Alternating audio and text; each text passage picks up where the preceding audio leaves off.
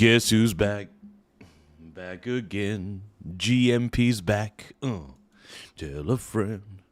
Guess who's back? Guess who's back? Guess who's back? Guess who's back? Na na na. I created a monster, and somebody wants to see more. I'm shady. I'm chopped liver. You want shady? This is what I'll give you. A little bit of me. All right, here we go. What up, dudes? You're my pink brony bros, and we dance at the gay clubs. Oh my god, I'm just having fun on the stage in my hooves. We got Eric Von Eric and Random Player and maybe Annie too. What's going on, Brones? Ascension, Millennium. I got this feeling in my soul, you just gotta let it go. Ascension, Millennium. Oh, Ascension, Millennium. Oh yeah. We're getting everything set up, you guys. Sorry for the delay. My pink brony bros.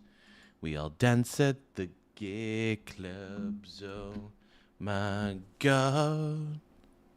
I'm just having fun on the stage in my house. Wearing my man thong. Oh.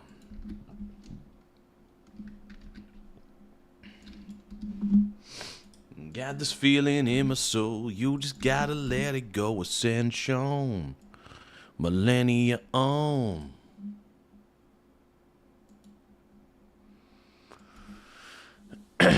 All right, Zaddy's here. Zaddy's aware. Zaddy's here. I'm here for you, my brony brothers. You're my bronies. What's going on, Brones? Got so many brony bros in the house, dude. Yeah, I actually got up somewhat early, surprisingly. I got up at like 8:30, but I just kind of laid in bed. I just needed, a little bit of a headache at the moment, but it's not too bad. Ascension, Millennium. Ascension, Millennium. Oh, yeah.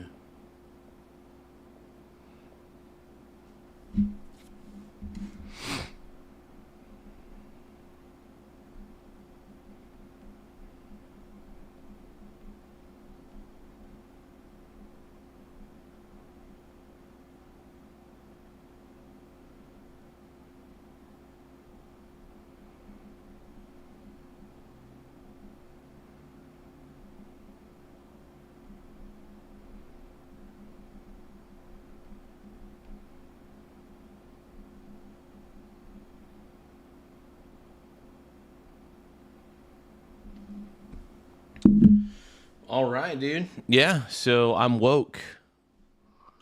I woke up. That's why I'm woke, dude. I'm woker than you. You probably won't. You think you're woker than me. You've got designer shades just to hide your faces. Wear them around like you're cooler than me. So, rumor has it that Donald J. Trump is going to go to MSG. And I'm excited about this. OMG MSG. This is pretty pimp, bro. I don't know. People need to realize this is a big deal. MSG.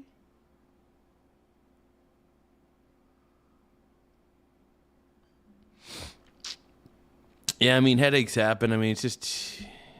not all the time. They shouldn't happen, but there's ways to mitigate them. A little more hydration, a little more walking. I need to start walking around more.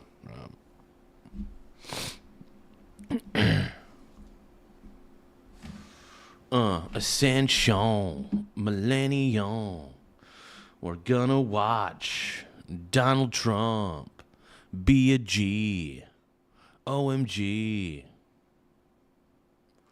Iran vows a painful response after Israel strikes Hezbollah targets. Let's take a look. Tensions rising in the Middle East. U.S. Central Command striking Iranian radar sites in Gorak and Keshem Island. This as Tehran continues launching missiles toward the Strait of Hormuz. President Trump providing an update on the conflict several days ago. They've been largely decapitated, and I call it a military exercise because people would rather have it called that. It's not a big war for us. We're very close to having a deal, and if we don't have a deal, we'll do it one way or the other. Either way, we win. I want to know what your red line is. I don't think we need a deal. I think we need to stop striving for a deal. It's clear that we made every effort that we can to strike a deal, and Iran hasn't worked with us. So you know what we need to do? Bada bing, bada boom. Trump, finish the job, bro. Finish the job. Get it done. Get it over with. Basically, just finish off the Iranian regime. Once the Iranian regime is finished off, let's just let Iran figure it out for themselves. Allegedly.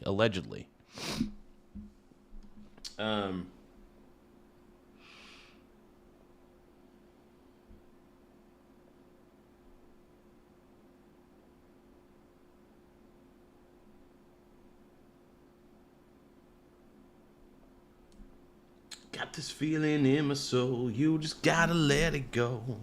Ascension, millennia on. What would trigger you to restart military action? Would it be Iran killing more American citizens? Well, certainly that would be something that I would think about very seriously. But my red line would be if I think I wasn't going to make a deal or if I wasn't going to make a deal fast enough. Interesting. Trey Yingst is live in Tel Aviv with the latest. Hi, Trey.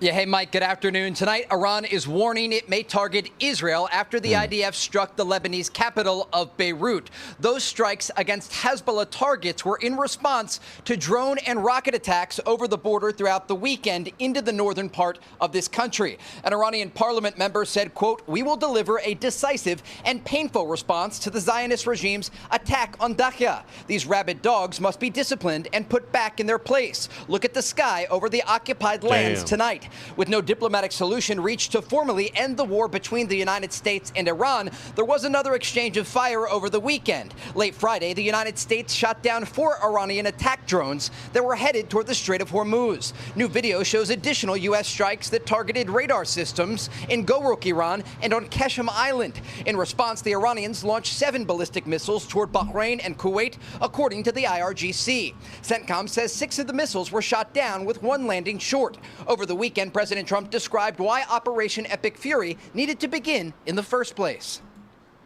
We had to put out a fire. We had to extinguish a nuclear weapon, a capable nuclear. This was going to be a very capable country that was going to have a massive nuclear presence, and we weren't going to let that happen. Nobody wanted that to happen. And we've largely finished that, you'll see.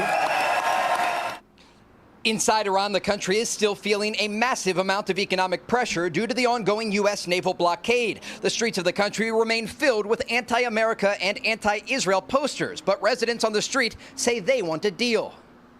God willing, they will reach an agreement. War is not a good thing for our country. Its negative consequences are enormous, especially for ordinary people. In particular, if our infrastructure is damaged, it is the people who will end up paying the price.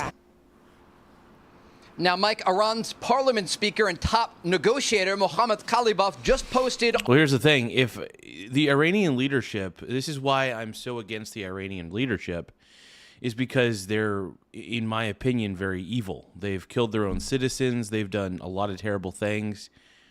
I don't trust Iran's leaders. I don't think anybody should.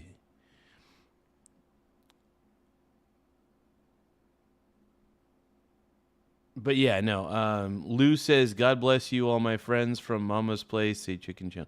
Oh, yeah, you got it, Lou. Thank you, Lou. Everybody give a shout out to LU. Thank you for the 100.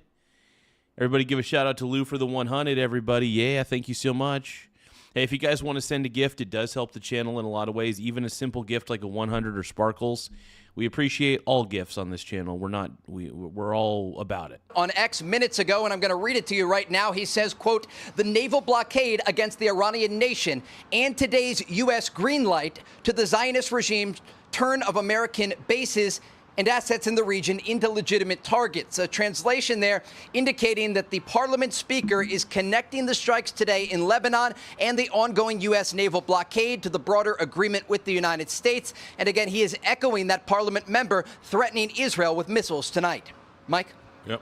We will track it all. Trey Laugh Yingst, out loud. thanks very much. Hey, Froggy Frog is in the house. Thank you for the 100 for 2 jewels, everybody. Everybody give a shout out to Frog Eat Frog 4-3. And then Lou sent a star for 2 jewels. Thank you, Laugh Lou. out loud. Mucho apreciado. I love you, Lou. Everybody, give a heart hands to Lou and Frog Eat Frog, everybody. Woo!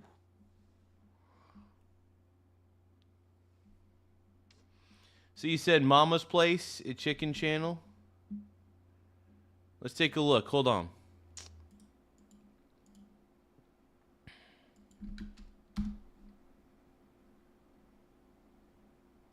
Oh, here we go. Let's take a look at so because I appreciate Lou. Lou's a newcomer to the channel. Lou is a newcomer to the channel. So I want to give Lou his flowers or her flowers. I don't know if Lou's a dude or a chick. I have zero clue. But this is Mama's Place. They're live currently. 6,700 subs, dude. You're moving up in the YouTube world. We definitely want to support you in any way we can. Look at these sweet little chickens. That is so cool, by the way. So it's really neat that Lou has a cam for the chickens. I think that's amazing.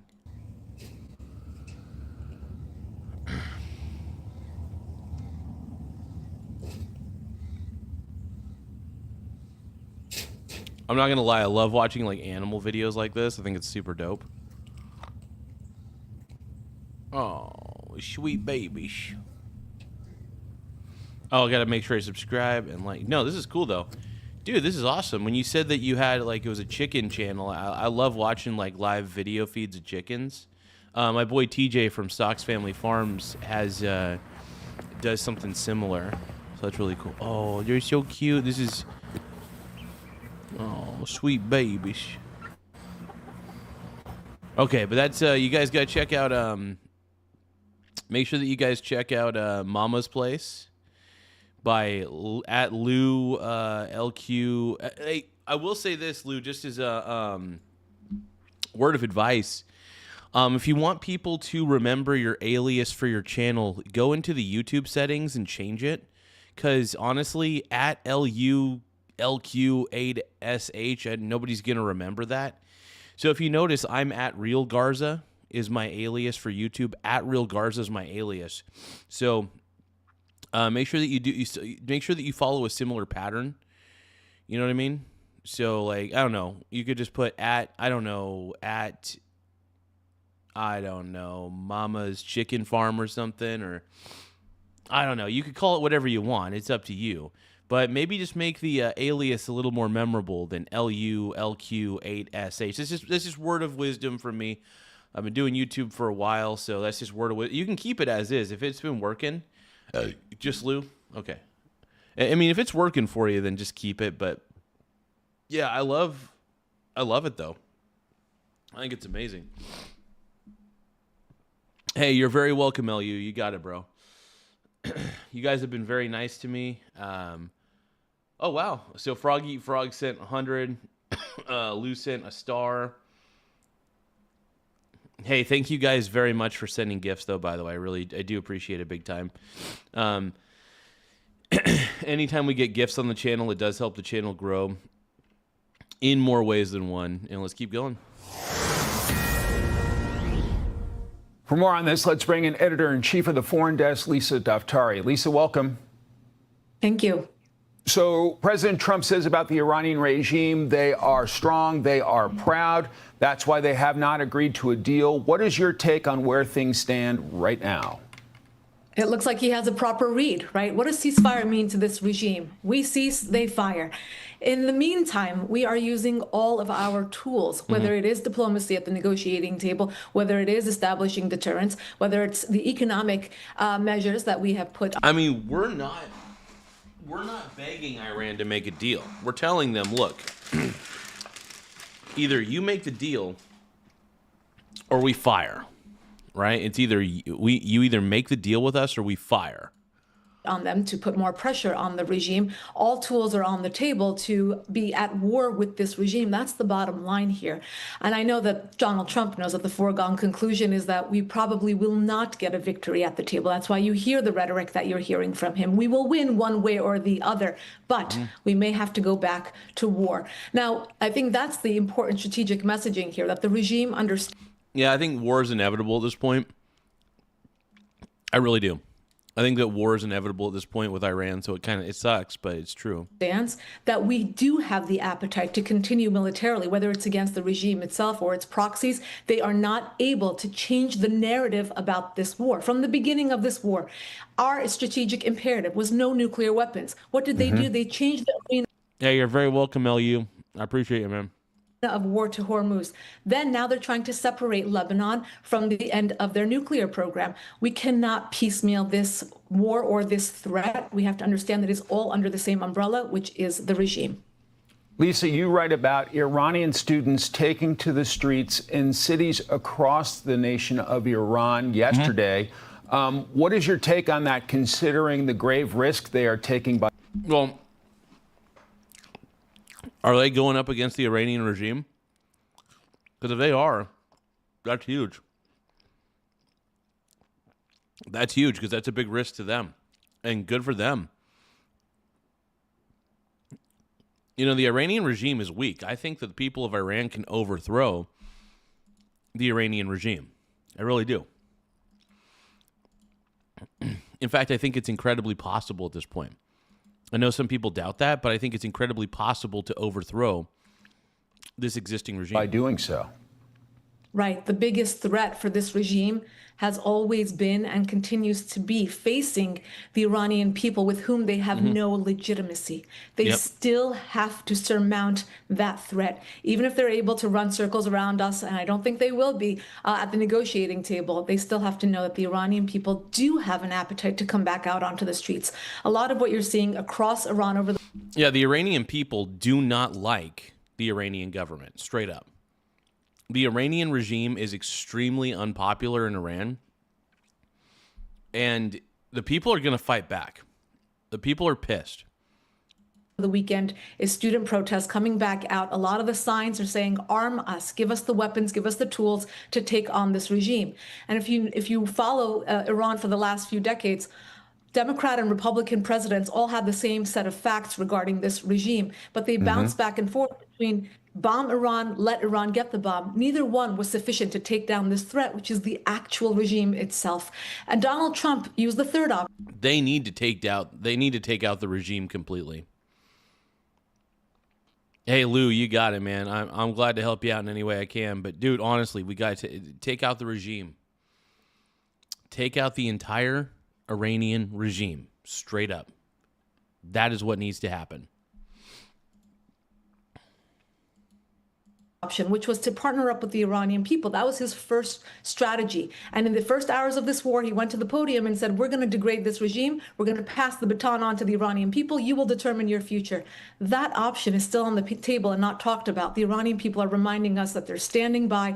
They're ready to take on this threat. But again, we still have to face this challenge of weakening, degrading the Iran regime, and then helping the Iranian people with full support to take on the rest. The Iranian regime is accusing the United States of violating the ceasefire by shooting down at least 6 one-way attack drones. Really? What about that back and forth? Yeah, it's interesting, right? They shoot the drones and then they want... Oh, we got Zoho in the house. X-Chow, whatever your name is. What's going on, XCHO? What's going on, my brony bro? I love you, bro.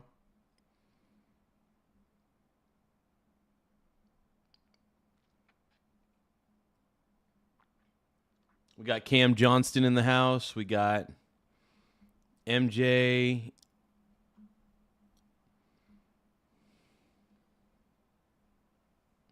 Yeah, I think Iran's cooked. I think the Iranian regime is cooked. Look, double tap your screens if you guys believe the Iranian regime is cooked. I believe they are.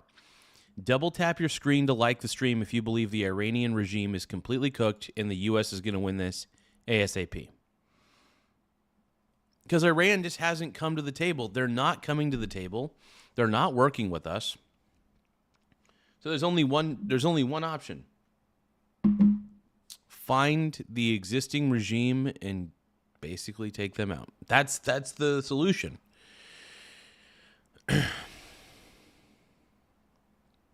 Because they're evil. Because the Iranian regime is evil. It's why they're called a regime, people. They're the reason that it's a consensus around the world that that the Iranian government is a regime. And there needs to be a change. Completely. Wonder why we shut them down. We're the ones who are violating the ceasefire, right?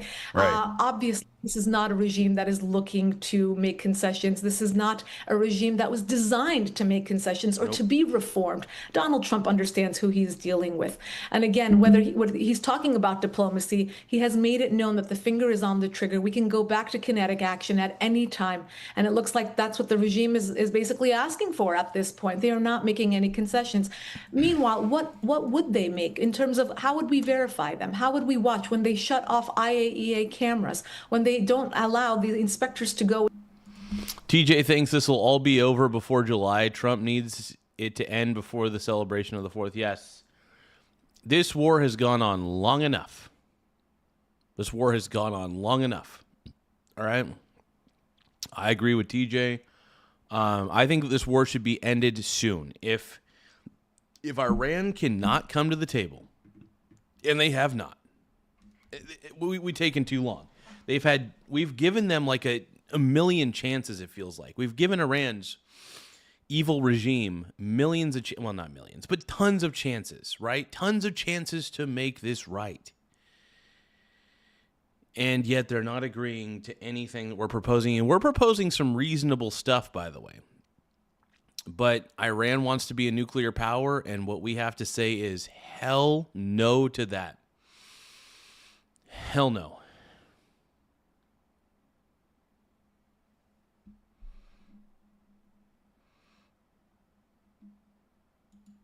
Go in and inspect.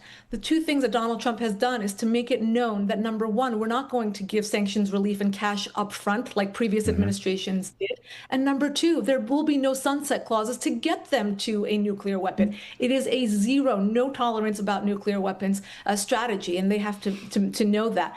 The very existence of this regime is equivalent to having deadly weapons, to having missiles, to having drones, to saying death to America. So Elder Gonk is saying America needs to accept the loss. Why would we need to accept a loss when we have the upper hand? I think we just need to stop negotiating. Because Iran clearly has already stopped negotiating. Why should we negotiate with Iran, who clearly doesn't want to negotiate with us? We just need to get rid of the Iranian regime. Period. End of story.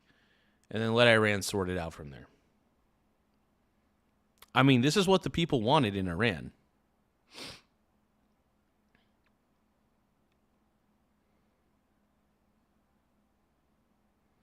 If you think that Iran is winning, I mean, you're more delusional than anybody I've ever met on my channel, Timmy. Timmy, come on, man. You know that Iran's not winning this. Iran is just buying time. They're kicking the can down the road. It's crazy, man.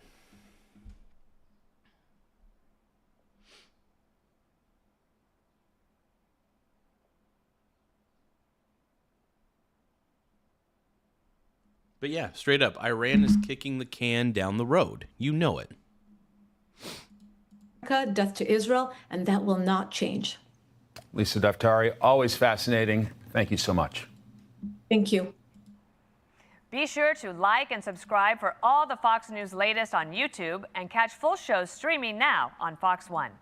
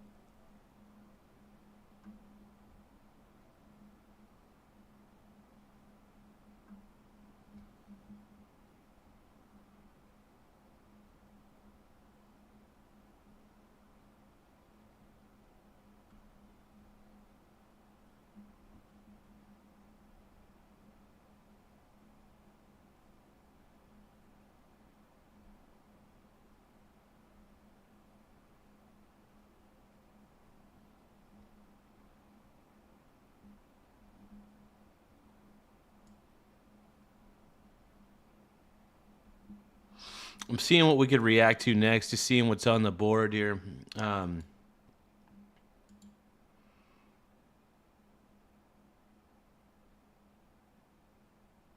Give me 1 second though. I'm looking to see what we could react to real quick. And by the way, I don't block anybody. I want to make that very clear. I can see all the leftist comments in the chat, but I'm not going to block you. I'm going to let you guys say all your low IQ things just to expose how dumb you are. I don't censor people. I like keeping... I mean, the only time I'll censor somebody is if they are excessively spamming. I mean, there's levels of spam where I'm like, okay, it's clear that you're just copy-pasting a statement. And, yeah, if it's clear spam, I'll block you. But that's about it.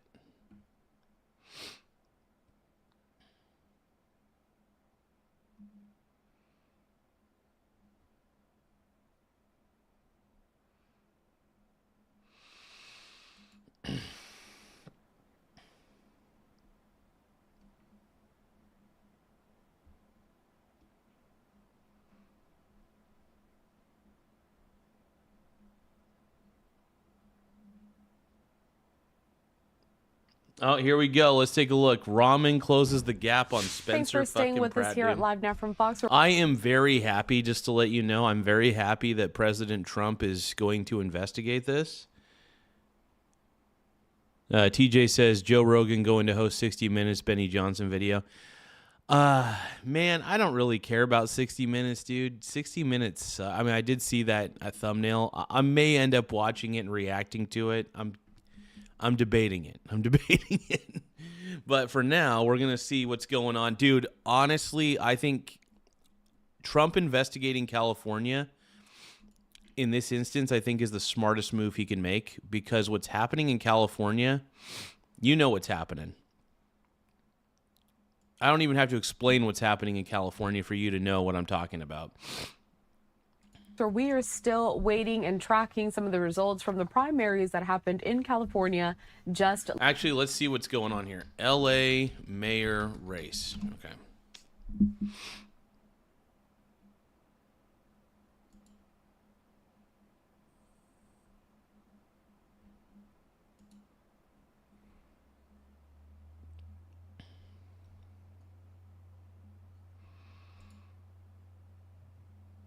Wow. Now she's somehow within 1% of Spencer Pratt. Like, let that sink in, everybody. Let that sink in. Like, really? Really? Huh. I love how, like, Karen Bass doesn't seem to be getting that many votes compared to Nithya Raman. Nithya Raman was basically a nobody in this race. You guys know how I feel about this. You guys know exactly how I feel about this. And it just doesn't pass the smell test. This does not pass the smell test, dude. It doesn't pass the smell test. And you know what? I'm glad that Trump's investigating this. Last week, and still votes are being counted. Joining us next to talk about where we stand at this moment is Jessica. And I think it's so stupid. This is like some third world shit. Why is it taking so long to count the ballots?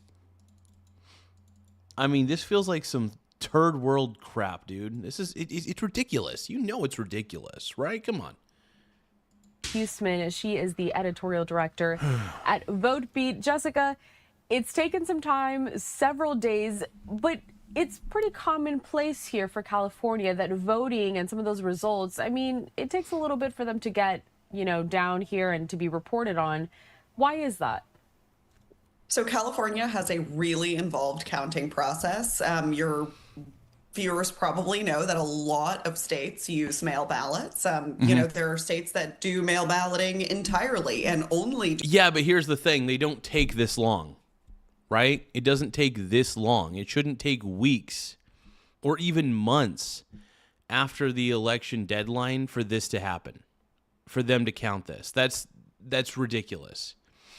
I don't believe you. It just doesn't make sense. It doesn't make a lick of sense, and you freaking know it.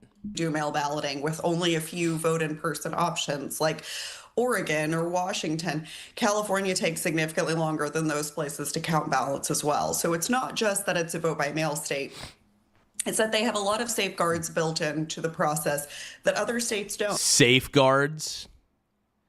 Yeah. I know what those safeguards are. Allegedly. Not allowing a certain someone to win, is that it? I don't know. Allegedly. They, for example... This makes zero sense to me, dude. Give more than 20 days for someone to cure their ballot. So if there's a mistake on a mail ballot that prevents it from being counted, like it should not take weeks to do these countings. Like it really shouldn't. And there's a reason why people are suspicious. Pratt had he was at 30% to Nithya Raman's like 21%. Nithya Raman was basically a nobody in this race, and all of a sudden, it doesn't add up. The numbers don't add up, and I think that like what Trump is saying about what's happening in California is completely justified, and I love that the Department of Justice is looking into this, as they should. And everybody's saying, "Oh, it's a baseless claim that Trump is making." Is it? I'm sorry, noticing a pattern is not baseless. In fact, noticing a pattern makes it concerning. Because Spencer Pratt had a pretty damn good lead. Are you telling me that everybody who... By the way, 85% of California, by the way, is, last time I checked, is mail-in ballot. 85% are mail-in ballots. And well beforehand, Pratt had a really good lead. Are you telling me that more mail-in ballots? This doesn't make any sense. There were tons of mail-in ballots before. Now, all of a sudden, it doesn't add up. The delay, it's the reason people are... Look at the comments. Look at the comments. Scammers, thieves, says Johnny Mullins 3381. Magneto Force 704 says they will stop counting the votes when their candidates win. Crusader Americano says we need an investigation and prosecution for California voter. You know what? Look at these comments are all like people don't buy it. The people do not buy what California is selling to them in this. That feels sketchy. We don't buy it. We don't trust you. My dad's talking. Dad's talking about fooders again.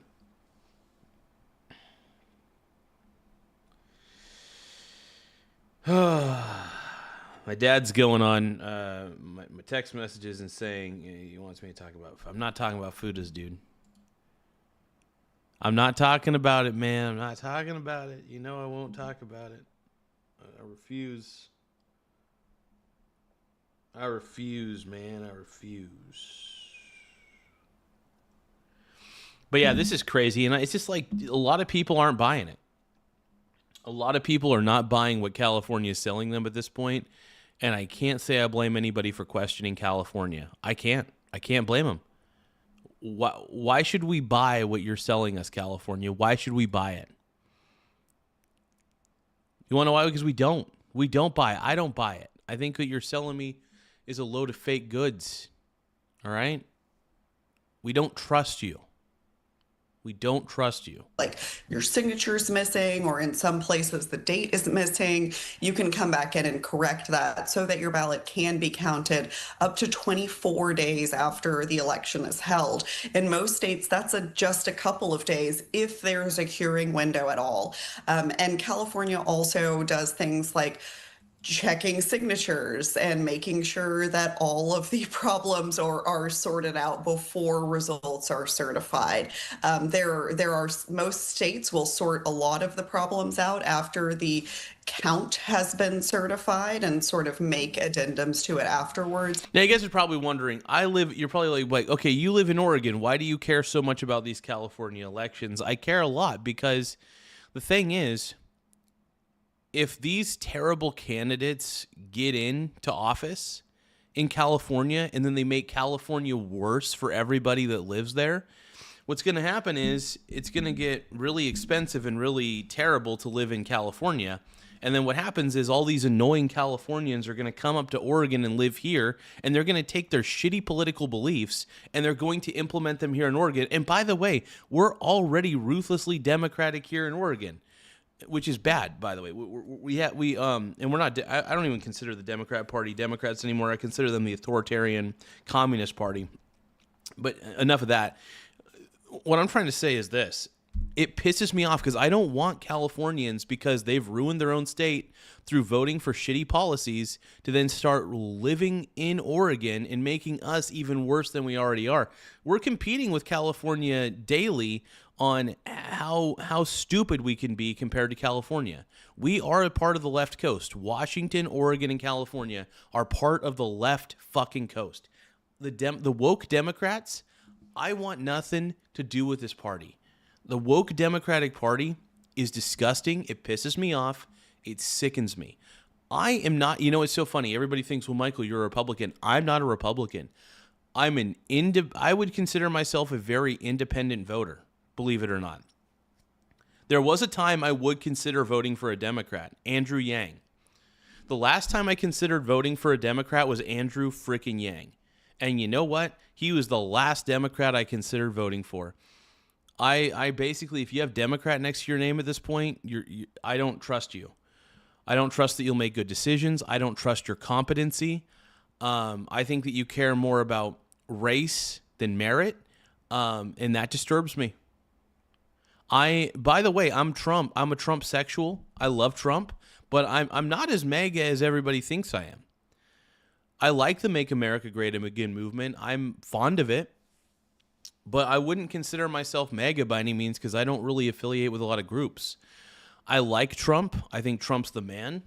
But at the same time, I am more anti-Democrat than anything, it feels like these days, because I think the Democrat Party is extremely low IQ and doesn't know what it's doing.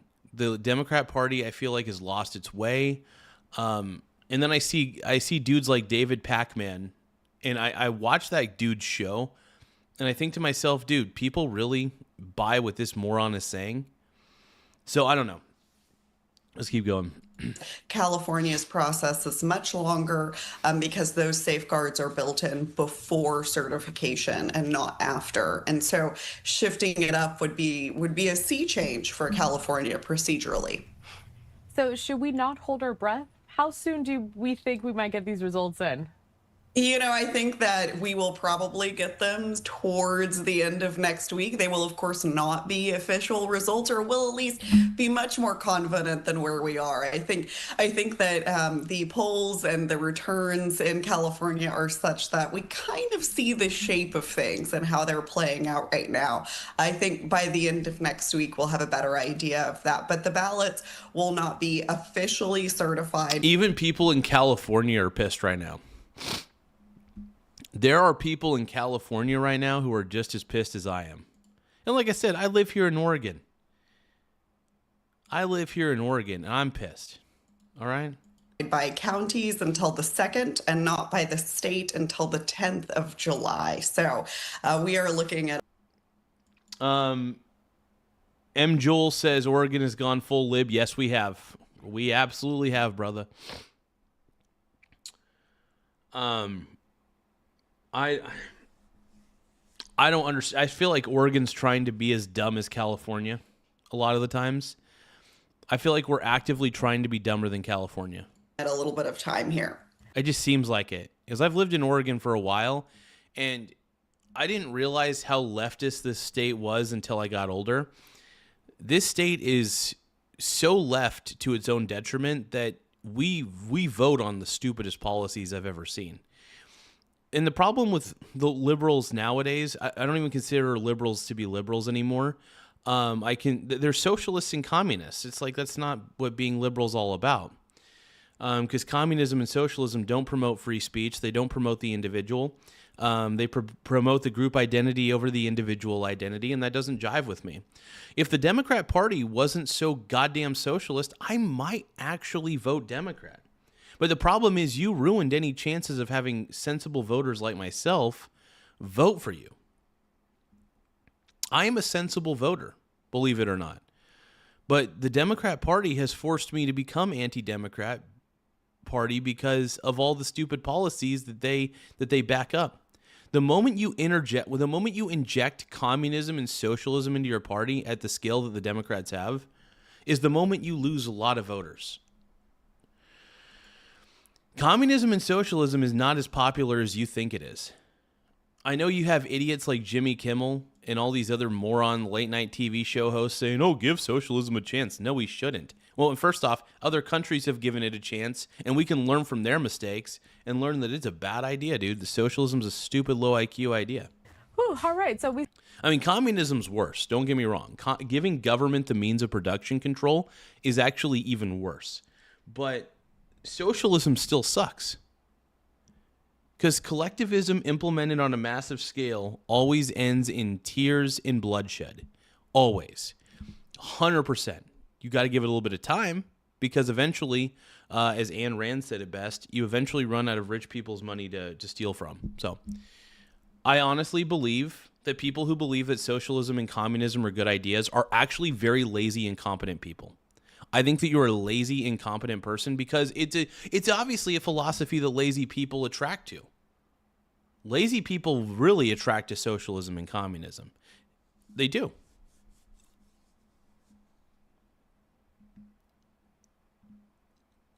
Yeah, capitalism is... Yeah, you know what? Can I tell you something? There's an old adage from the Bible, and I'm not much of a religious guy, but it makes sense to me. The poor will always be amongst us. The poor will always walk amongst us. And what does that mean? That no matter how great a society becomes, you could have a goddamn utopia.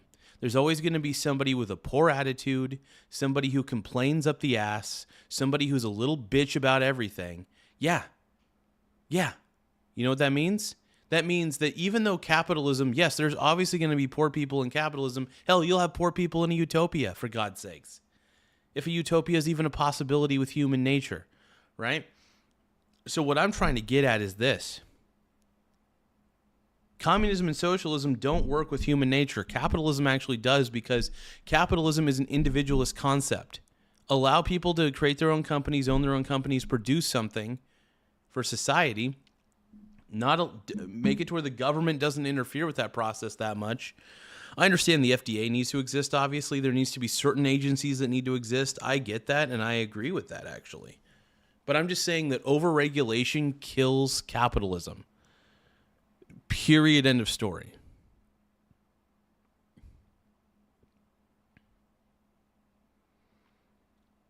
Here's the thing. Socialism, by the way, creates more poverty than anything. Socialism and communism create poverty. Capitalism at least creates wealth. And you know what? Honestly, if most people stopped complaining and invested in things like stocks, guess what? You actually wouldn't be that poor because you'd be saving your assets instead of your cash. Instead, all you do is complain about rich people having more than you because you're an envious little bitch and you have no ability to actually see 15 minutes ahead of yourself and learn how to invest. Instead, you just say investing's for rich people. No, it isn't. Anybody can invest. Sign up for a brokerage account, get a Schwab account, get a Robinhood account. Start investing. But instead, here's what you do. You say, the stock market's gambling. Well, how the hell is the stock market gambling if Warren Buffett has bought and held great companies for a long period of time and has been very successful as an investor? You are running out of excuses, people. You are running out of excuses.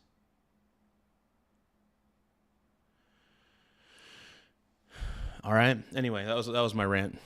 We still have time. California pisses me off so much. Then to discuss Oregon pisses me. I live in Oregon. Oregon pisses me off. some more of these candidates, and we won't know maybe by the end of next week. Hopefully, we'll see. But let's dive into it, right? Some of the biggest races that we were watching there in California for LA mayor and also for California's governor. Let's start with the mayor. We had 3 of these candidates in the lead here. Let's take a look. LA's top vote counter on why LA is so slow. You're going to be waiting. And you know what? Let's see what the comments say.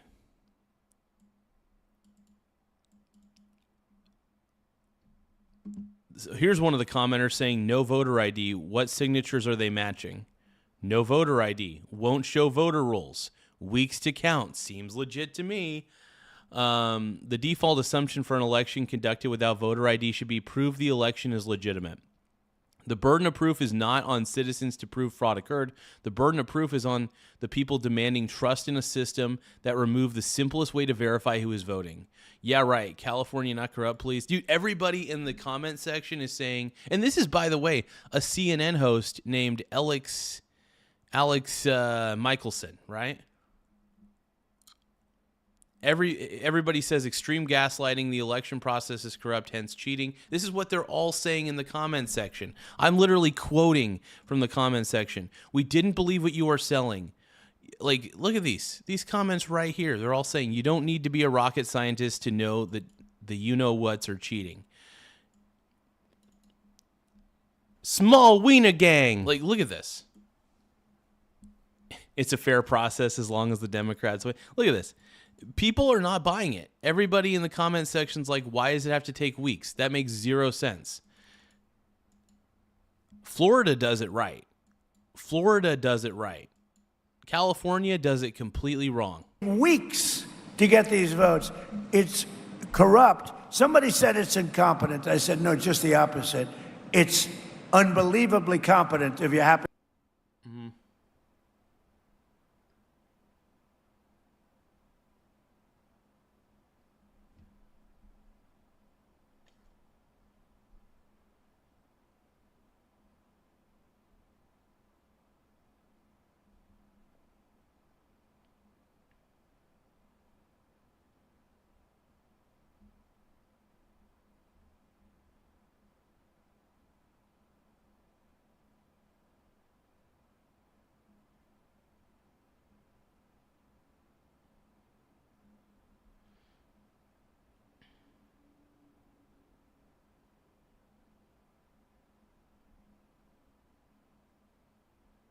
Oh, wait a minute.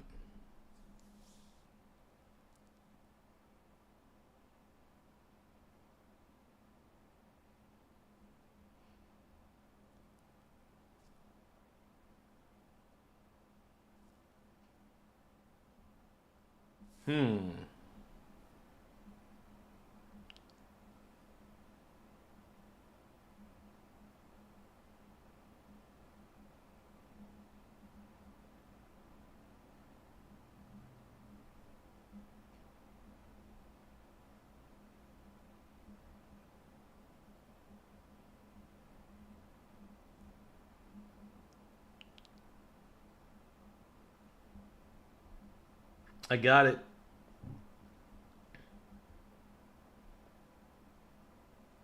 Okay, I think I might have found a way to win against Jake. Hold on. Happen to be a Democrat politician, because with their policies, the only way they can get elected is to cheat. I'm joined now by Dean Logan, the registrar, recorder, and county clerk for Los Angeles County. He's in charge of the vote counting process for LA County, the biggest county in the biggest, most populous state in the country. Dean, welcome. Thank you. Good to be with you. What's your response to that, this idea of cheating? Do you have any evidence of any examples of that? No evidence or examples of that. I think what we're seeing, unfortunately, is... Are you kidding me? Yeah, the gaslighting's real. The gaslighting's real. Or this is gaslighting, dude. This feels like gaslighting. Is carrying out of a narrative that has become the gameplay in national politics in the United States, and that is to, prior to the vote count being completed... You know, if it didn't take so long, I don't think people would be questioning Laugh it out that loud. much. Oh, thank you, Lou. Thank you. I see that you sent me a star for 2 jewels. Thank you. Lou the Chicken Channel. Hell yeah, dude. Everybody give a shout out to Lou the Chicken Channel. Thank you, brother. Yeah, if you guys send a gift, by the way, tap the gift button at the lower right-hand corner. It does help the channel in a lot of ways. You get some social recognition out of the deal. So anybody who wants their name to be seen, do what you got to do. I think I might have found a way to beat my boy Jake in chess. Maybe.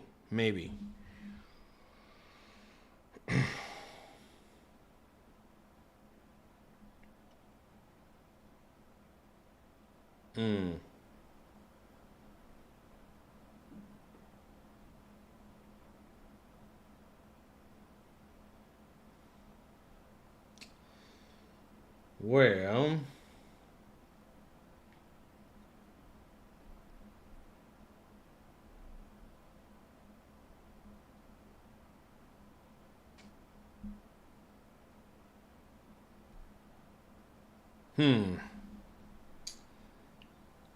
Interesting.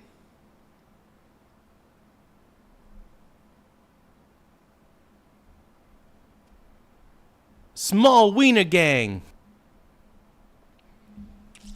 Hey, Tennessee statewide weather. Thank you for subscribing to the channel. Mucho apreciado, brony. We love you, bro. Thank you for the We're getting a lot of subscribers today, man. That's one thing I like to see. We're at 10,738 subs. Once again, we're at 10,738 subs. We're trying to reach 11,000 subscribers before the end of the day. So make sure that you tap the subscribe button in the upper right-hand corner. It does help the channel grow in more ways than one. So I appreciate it. ET is asking Garza, when you going to have an open phone line? Maybe one day. Maybe one day. I don't know. Maybe one day. We'll see. Take shots at the process. So if the outcome turns out different than what you want, you don't accept that. You challenge the process. The reality is, this is the way elections have been designed in California. We're actually pacing a little bit ahead of where we've been in prior elections. It's not going to be weeks. It's going to be days. I know it's frustrating, but this is really about making sure that every eligible ballot in this election is counted and counted correctly. When you say days, it's days until we know the outcome, not days. It feels like that's still too long, man. Something about it just seems really, really sketchy. I don't trust the process at all. And to be honest, I don't think anybody should. Frankly. Yeah, I really don't think anybody should trust the process at this point.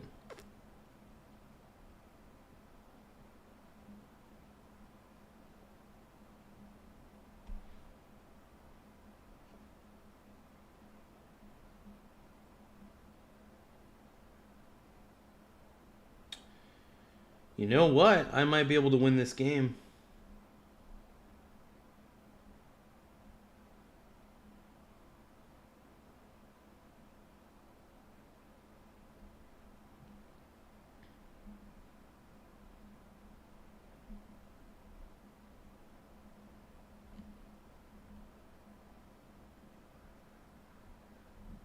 It's a huge might. Not going to say that I will. It's starting to look like I got the edge.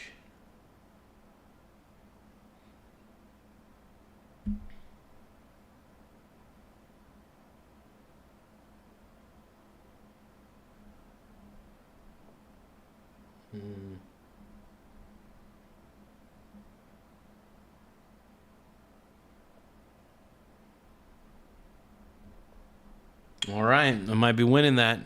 We'll see.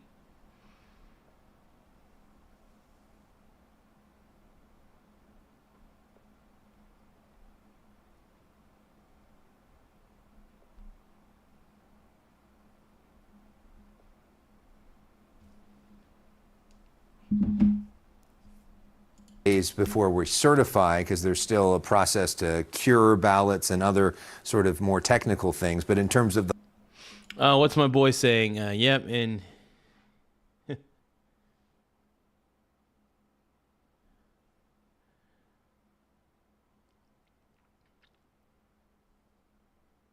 yeah. Yeah, communism is an idea. Yeah, communism's a terrible idea, dude. It's freaking awful. Communism turns to fascism very quickly. And yeah, it really does. I mean, communism turns to fascism so fast, it makes most people's head spin, and it's just unbelievable, man.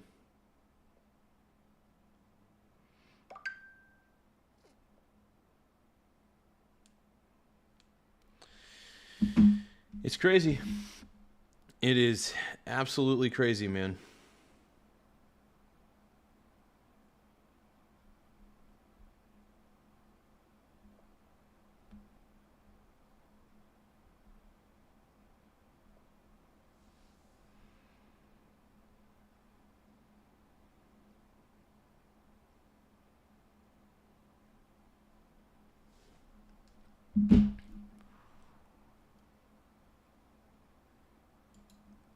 the lion's share Right. of getting the votes, because we still have about 500,000 votes that have not been processed yet that you guys have sitting there waiting to be counted. That's right, and we're going through those incrementally in bulk each day. We do updates each day, but part of that is because the bulk of those, not all of them, but the bulk of those are ballots that were turned in at ballot drop boxes throughout LA County on election day and then collected after the polls closed at 8 o'clock. And they have to come back. They need to go through signature verification. They need to be extracted from the identity of the voter, and we need to make sure that they're going to be properly counted. Let's go through that process, because this really is about the process. So LA County, first off, has more voters than anywhere else, more voters than 41 states. That's right. And so there was this extraordinary push by the Democratic Party to vote at the very last minute. Most people voted in the last day or two. About 80% of people now vote by mail. So you have this huge backlog of vote by mail ballots.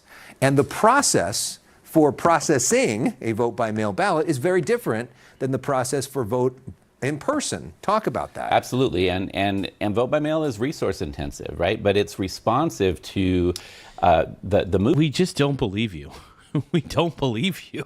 We just don't trust you. We just don't trust you, dude. Move to vote by mail has really been driven by voter behavior. It's a choice voters have made. Remember, California's. You need a cutoff time. You need a cutoff time for when they can send their mail-in ballot. There needs to be a cutoff time. If you're going to mail the mail-in, there's got to be a cutoff time, dude. And really, to be honest, it should not be this slow. It shouldn't. Ballot, and LA County's ballot in particular in this election, it's a very long ballot, 3 or 4 pages worth of contests. Some of them that had 20, 30, even 60 candidates to go through. People are losing faith in the process. They're losing faith in the process. It's pretty evident. Look at any video on YouTube. These people are all losing faith in the process. Right. So if you looked at the ballot, there were 60 different names for governor alone. Absolutely. And so, voters value being able to sit at their kitchen table, talk to their friends, figure out how they want to do that. And as you say, in this case, every election is different, but in this case, people were being encouraged to wait late in the game. They wanted to know, is somebody going to drop out of the race or not?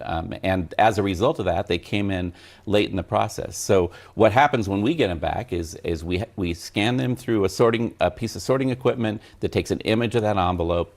We do signature matching that's required by law. Do you?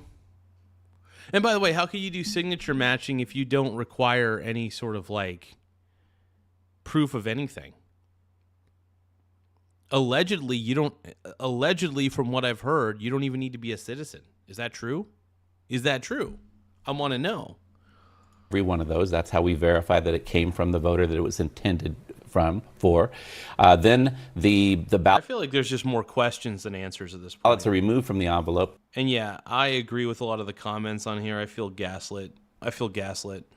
To separate them from the identity of the voter, they're physically reviewed to make sure that they can be read by the tally system. Don't believe your lying eyes. Then they go in and they're scanned in the tally system, and that's what allows us to produce the results. Other states do it differently. Like a state like Florida, where they do get results faster, their ballots are due by election day, not postmarked by election day. Right, different rules. Different rules, and so they're able to go. And that's why Florida has a more effective system than California. That is why Florida has a more effective system than California. Period. End of frickin' story. We don't trust you, CNN. We don't trust you, California. We don't trust any of you. Period. Through it faster. Is it time to maybe rethink some of these rules? Has California gone? The rules are stupid. California's rules are absolutely idiotic. So far over this way that may. Dude, by the way, the waterman.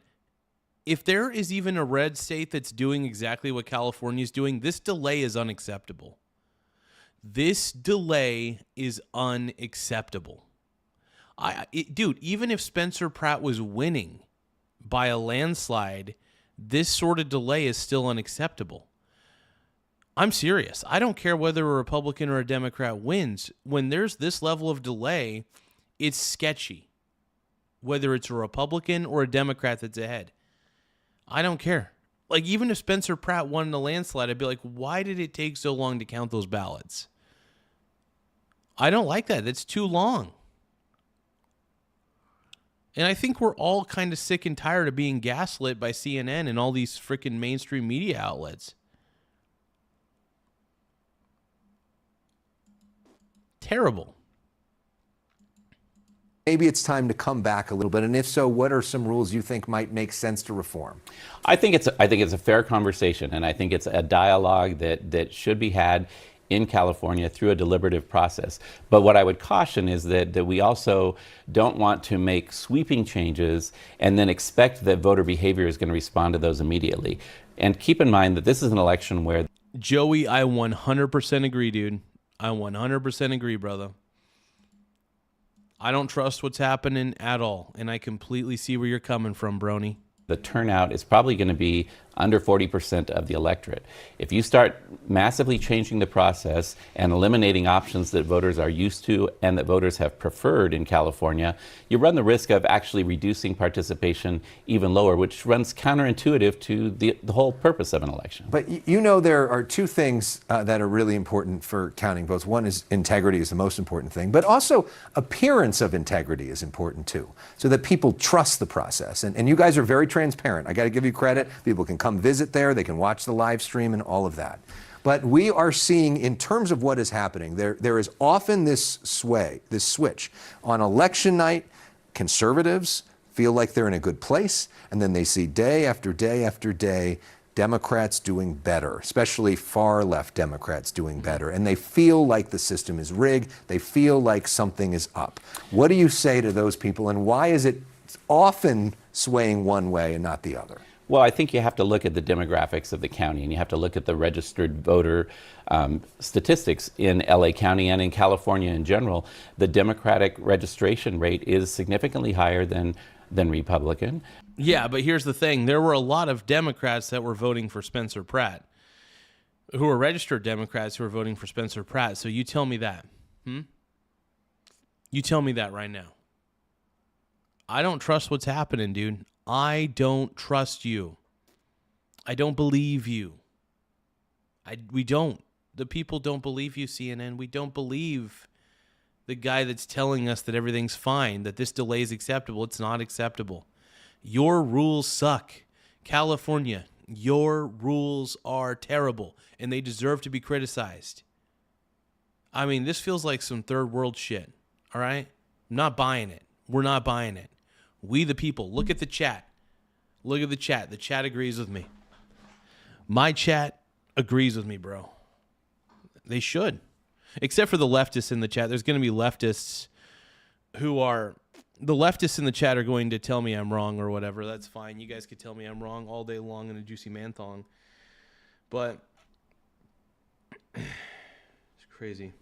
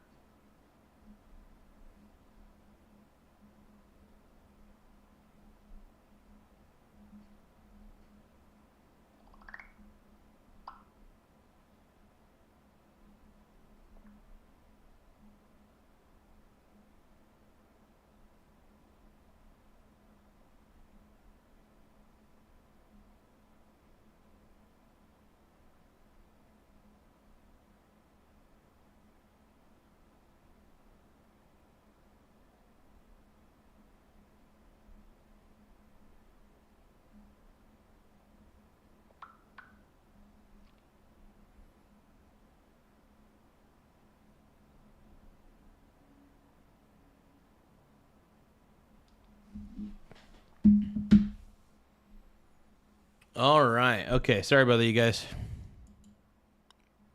Then the second largest group of voters are people who don't identify with the party at all. So I'll leave the speculation of the campaign dynamics to political commentators, but logic follows. And I think, unfortunately, the message about that you're talking about that talks about that as large swings and calls it cheating, Laugh out loud, whatever, that's coming from that political playbook again. I don't. Hey, Dot Focus, thank you for the star, man. I got a star for 2 jewels. Hell yeah.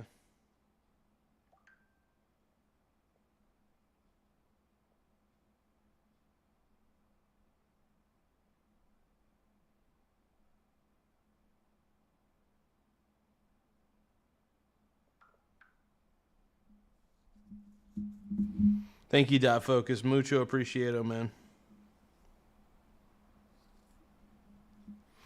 Larson Christopher says U.S. dealerships are losing mechanics due to user pay. What is user pay?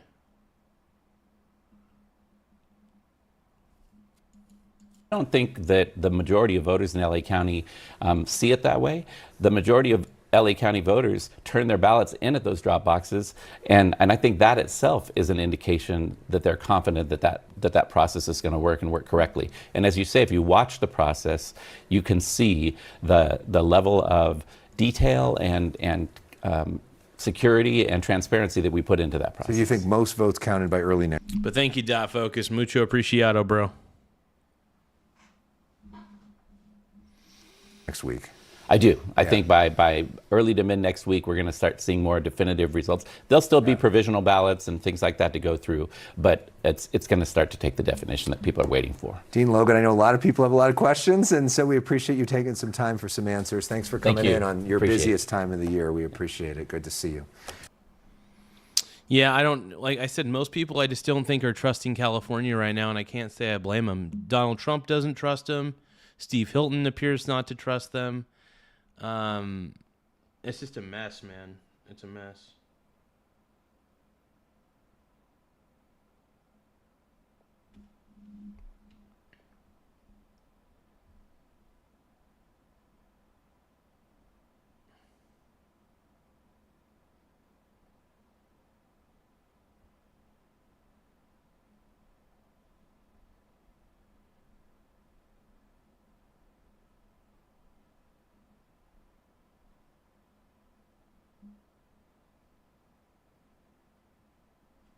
One moment, everybody.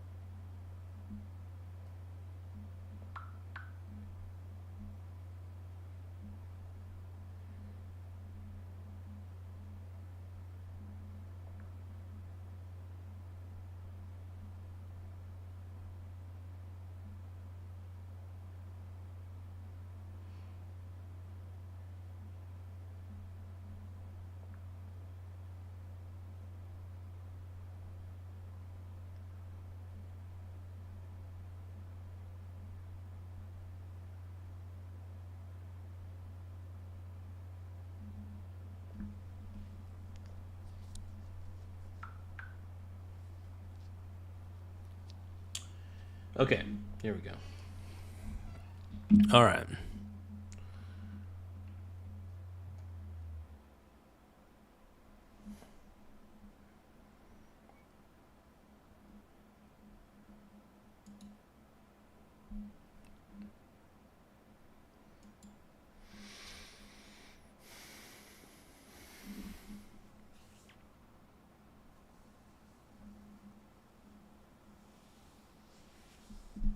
I don't know, dude.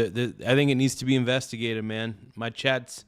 Look, I think it needs to be investigated, man.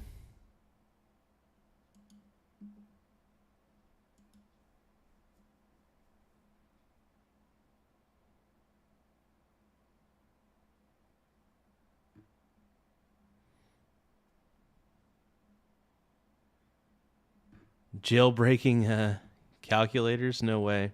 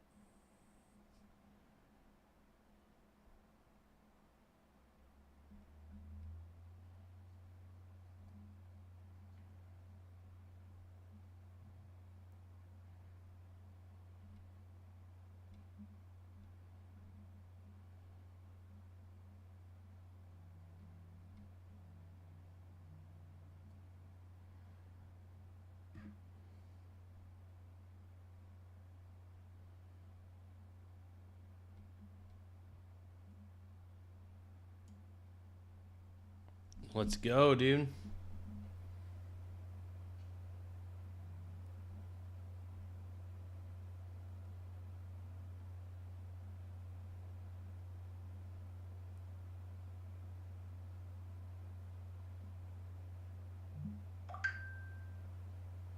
All right, hold on.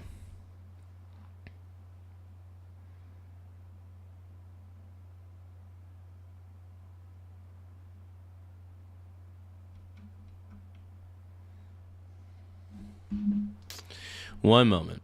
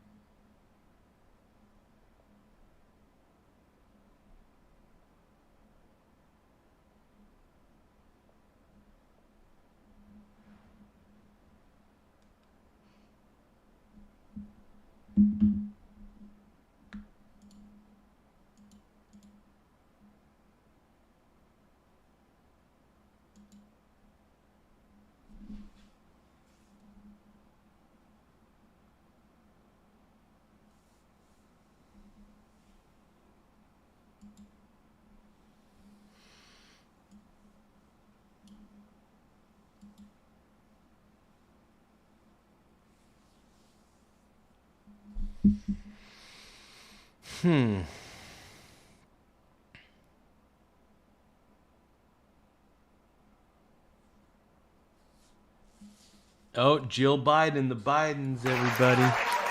Oh, Joe has a question. It's our favorite married couple. The Bidens. Riding with Biden. Like you couldn't ask it later? Who do you love most in the whole world? Whoopi.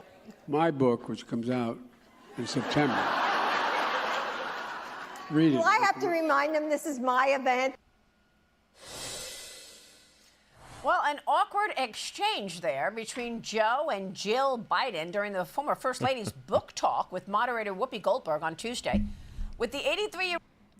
I don't have Biden derangement syndrome. In fact, if anything, I constantly say I'm riding with Biden. Oh, Joe Biden. former president wandering up to the front of the stage to ask his wife who she loves the most in the world, to which she answered, Whoopi, before giving him what he wanted, that she... Oh yeah, she clearly doesn't care about Joe Biden.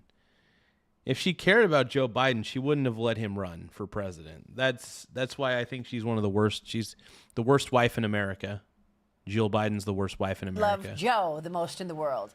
Now, Dr. Jill is admitting the 46th president was slowing down and stuttering more during his time in the Oval Office. We all even saw despite, that. Jill pushing him. Like, tell us something we don't know. I mean, the whole Democrat establishment lied to us about Joe Biden. The Democrats lied to us about Joe Biden. Straight up.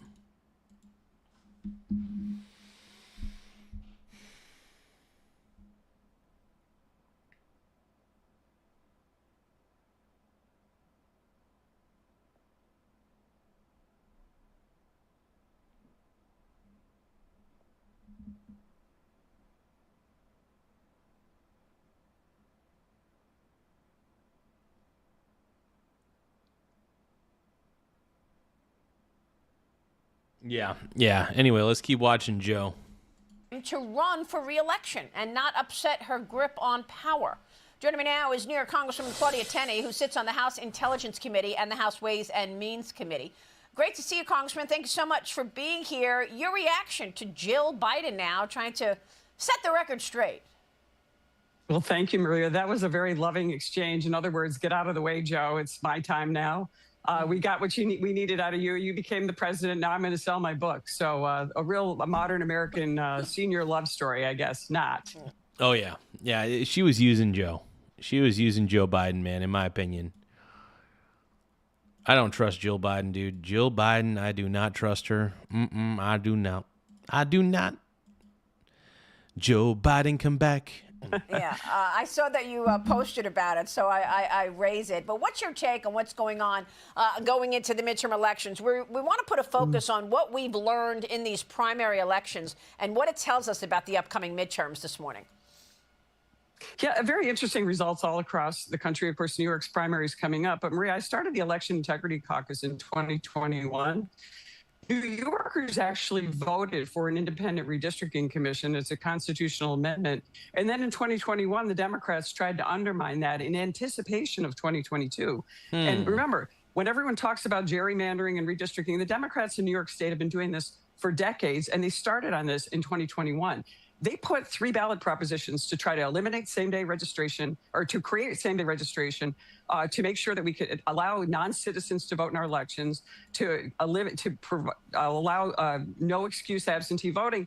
And the Democrats in New York, remember, this is a 2-to-1 Democratic state, rejected those. And just last week, the New York State legislature is now going to again screw their own voters, undermine their own voters, and they're going to put another. They put another ballot initiative on the ballot this year and for next year to eliminate their their independent redistricting. And by the way, this is a bipartisan issue. Voters on both sides of the aisle don't like gerrymandering. They want to see fairness in elections and fairness in absolutely redistricting. Of course they do. We all do. And that's what we're hoping that this will play out. But I think it's really interesting to look at what is taking place here. I mean, in Texas, you had voters get behind Ken Paxton after President Trump endorsed him. In California, you've got voters, including Democrats, getting behind people like Steve Hilton and Spencer Pratt. I don't think people were expecting to see this kind of support that we're seeing from Democrats. Yeah. Absolutely. They want somebody that's realistic.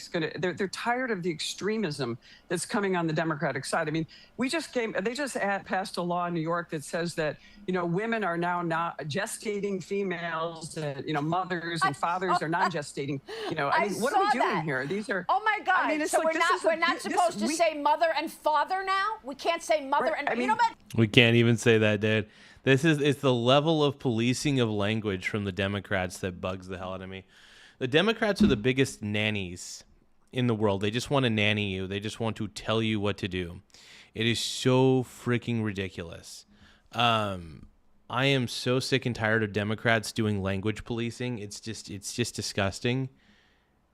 Nobody likes it. Nobody cares about it. Nobody wants to deal with that. We're tired.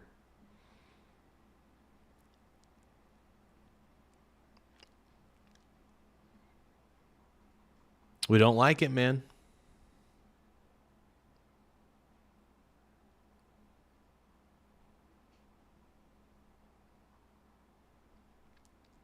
I like Joe Biden, he's number one. I love him, he's lots of fun.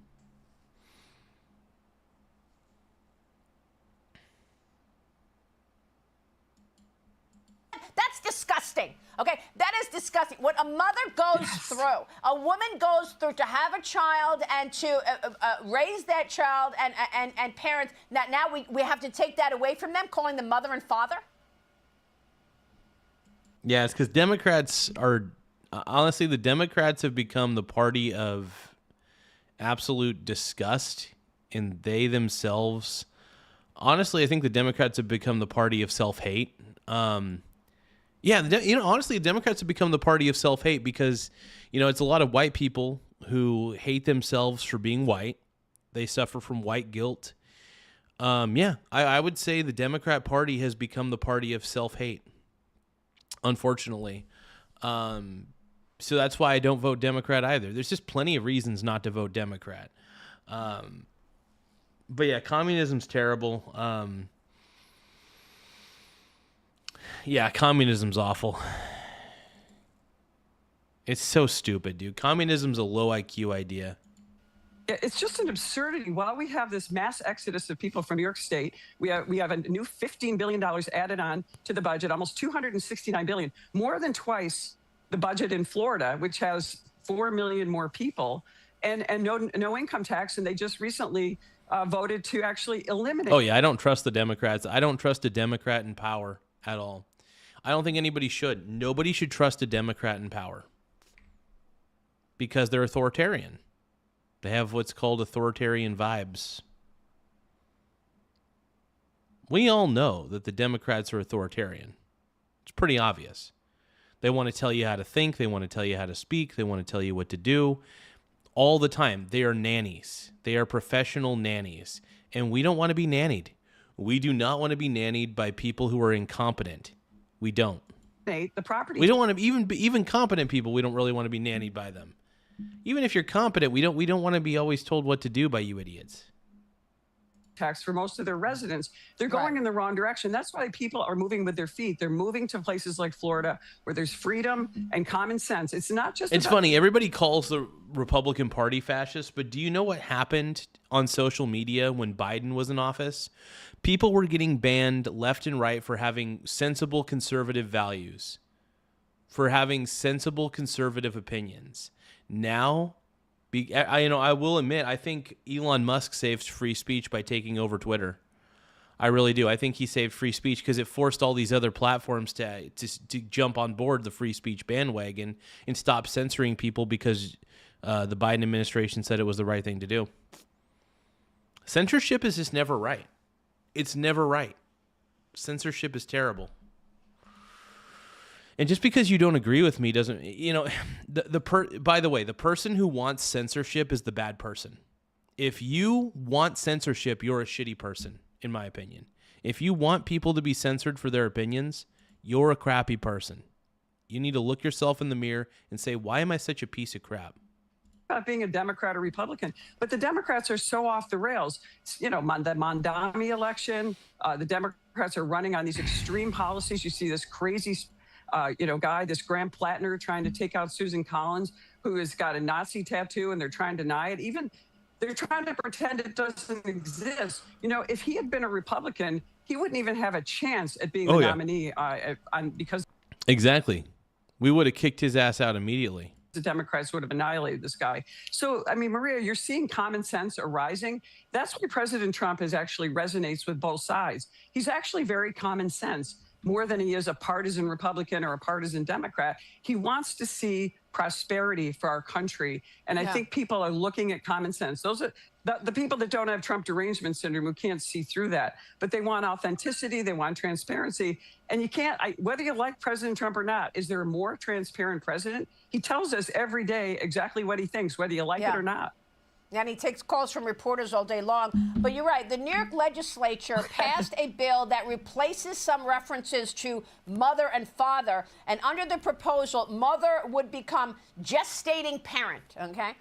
The father would become non-gestating parent. That's how we're supposed to refer to people who have kids. And this is why I don't vote Democrat.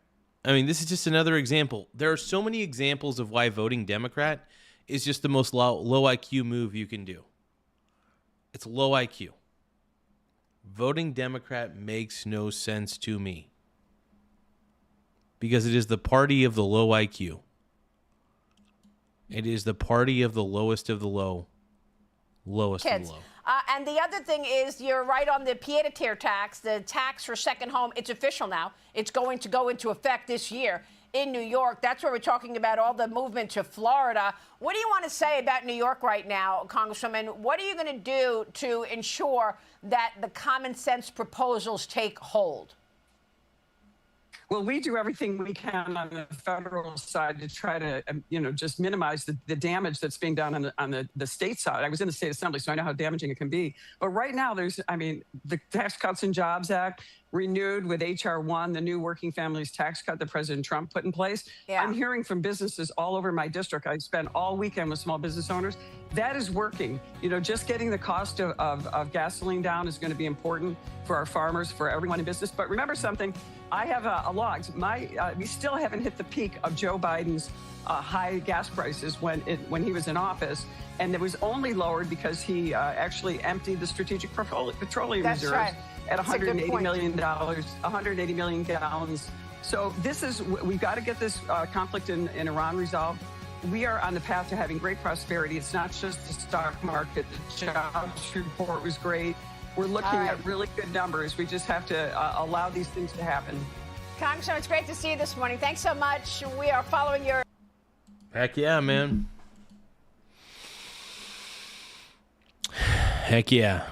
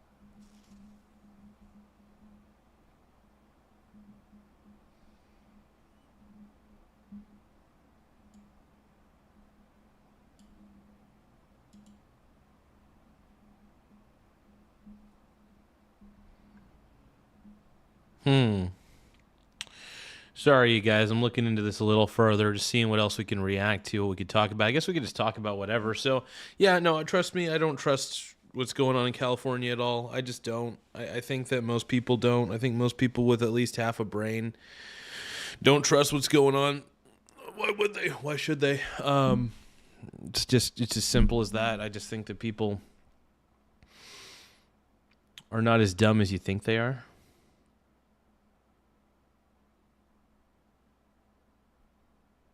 you know. E.T. wants me to talk about my sink. I mean, what's there to talk about, E.T.? What is there to talk about, Mr. E.T.? I don't know, bro. What do you want me to say? What do you want me to do, brah?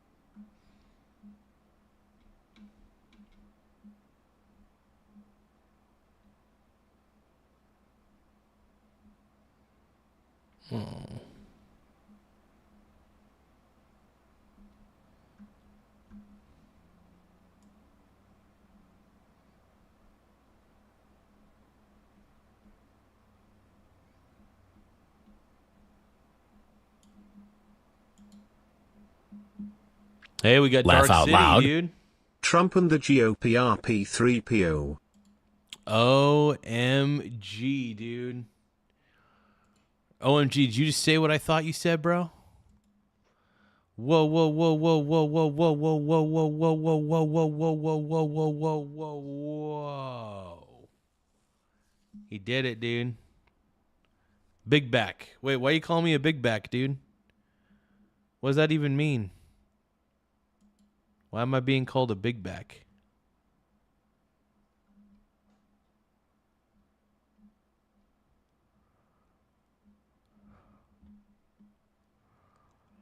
Oh, U.S. military down some U.S. Iranian forces shooting down Iranian drones in that the Strait of threatened Hormuz. the traffic in the Strait of Hormuz. It comes as new reports from NBC News and the New York Times allege.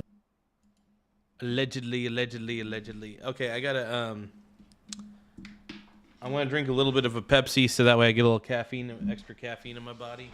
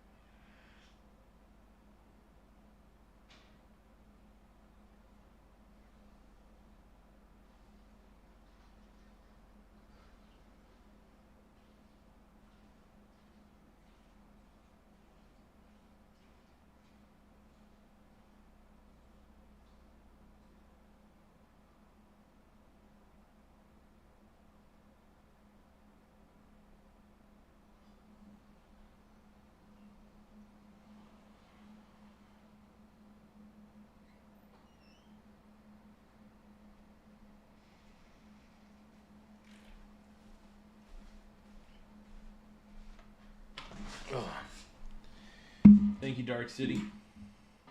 I appreciate you, Brony.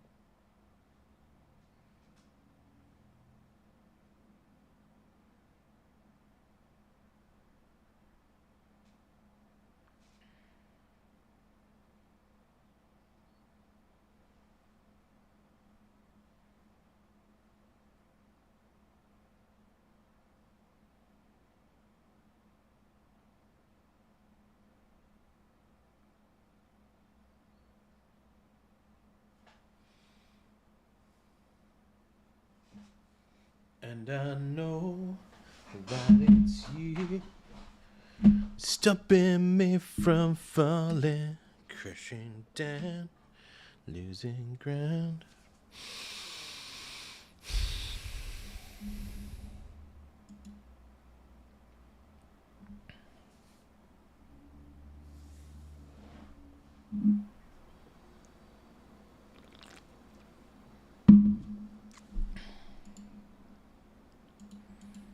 That the Pentagon has raised their threat concerns over Israeli spying. Brian Kilmeade, Fox and Friends co-host and host of One Nation and bona fide Knicks fan, which we will get to. But Brian, there is this reporting about the Daddy Trump's birthday soon. Exactly, dude.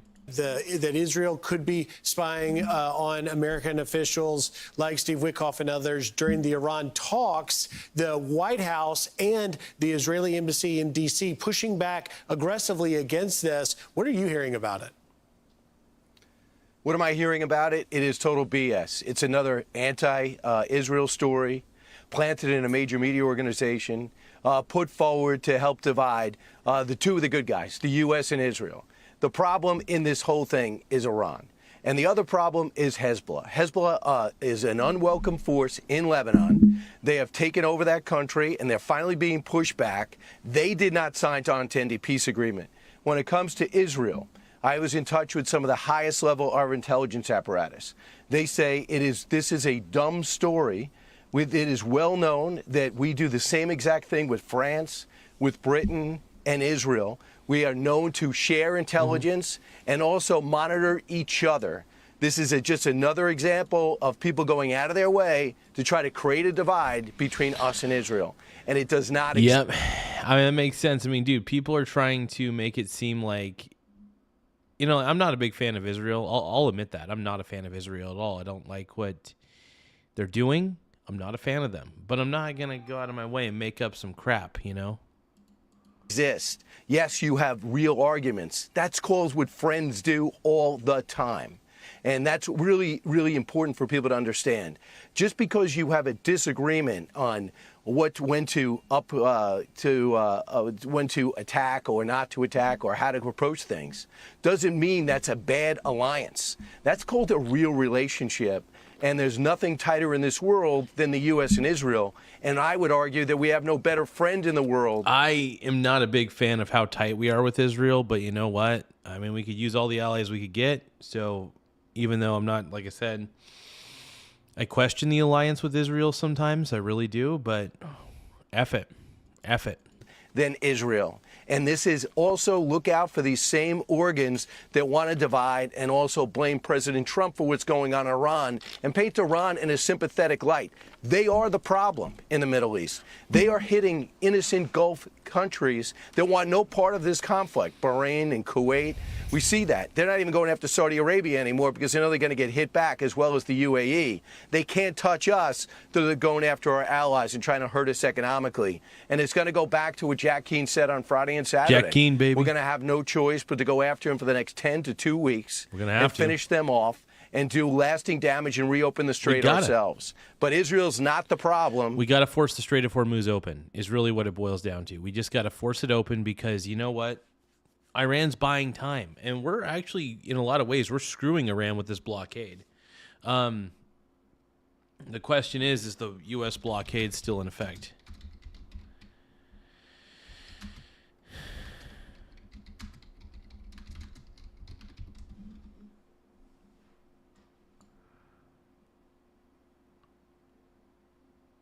Yep, good. I'm glad the blockade's still in effect. It looks like it's still in effect. Good.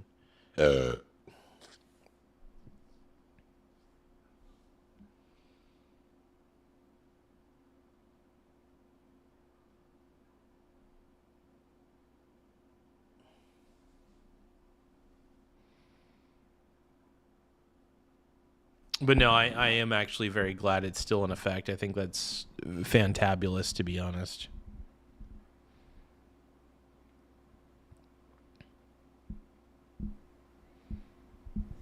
I love it, man. I love it. and don't fall for some of these narratives that in the past we have not fallen for, but it seems we're hook, line, and sinker today. But that's just not the case. You know, Brian, we're getting vociferous pushback from both the White House and the Israeli embassy to the U.S. The Israeli embassy saying this: Israel does not gather intelligence on American entities, let alone U.S. government officials. Israeli intelligence collection efforts are aimed at its enemies, not its allies. In the White House saying this entire story is false and sourced to someone who doesn't have any knowledge of what's going on. So that's a strong pushback indeed. I got to turn the page, though, to the Knicks game. And as you are aware, I have been rooting for the Knicks, and I am a fair weather fan. I agree, although I have been predicting. I still can't believe the Knicks are up 2-0 against the Spurs. I mean, I know the Knicks are a good team. They believe right now. The Knicks believe that they can win this. I think the Knicks might be the finals champions. We might see the New York Knicks win the finals. Which would be eye-opening, by the way. Which would be eye-opening. If the Knicks find a way to win, I will be shocked. I'm not going to lie. I know they're a good team, but Spurs, they got to regroup, dude. They got to find a way to win Game 3. If the Spurs, it's a must-win game for the Spurs. If they don't find a way to muster out a win in Game 3, I don't know what to tell you. Spurs got to find a way to win, dude. They got to find a way to win.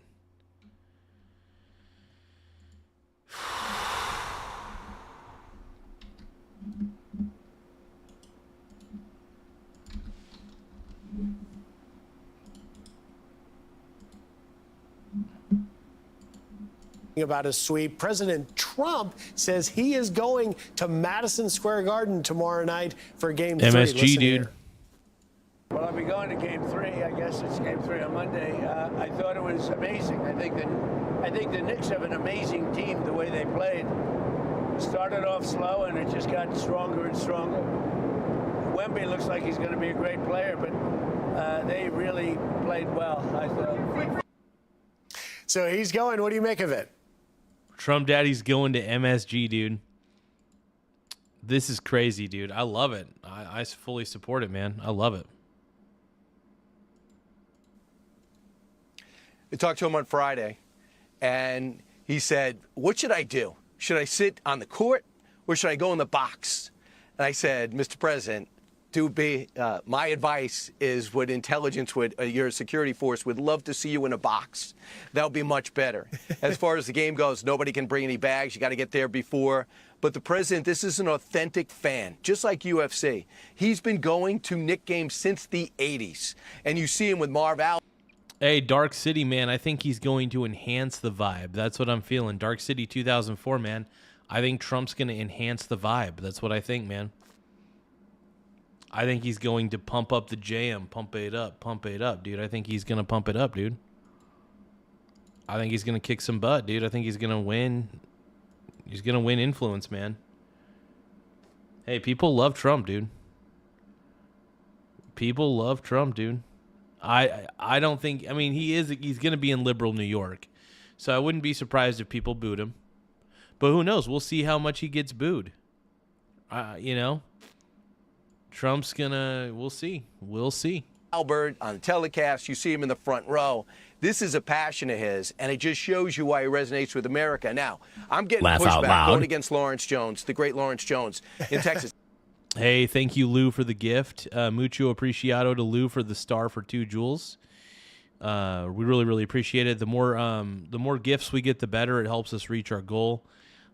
Actually, what was our goal setting? Like, what did we do? We think we hit 50?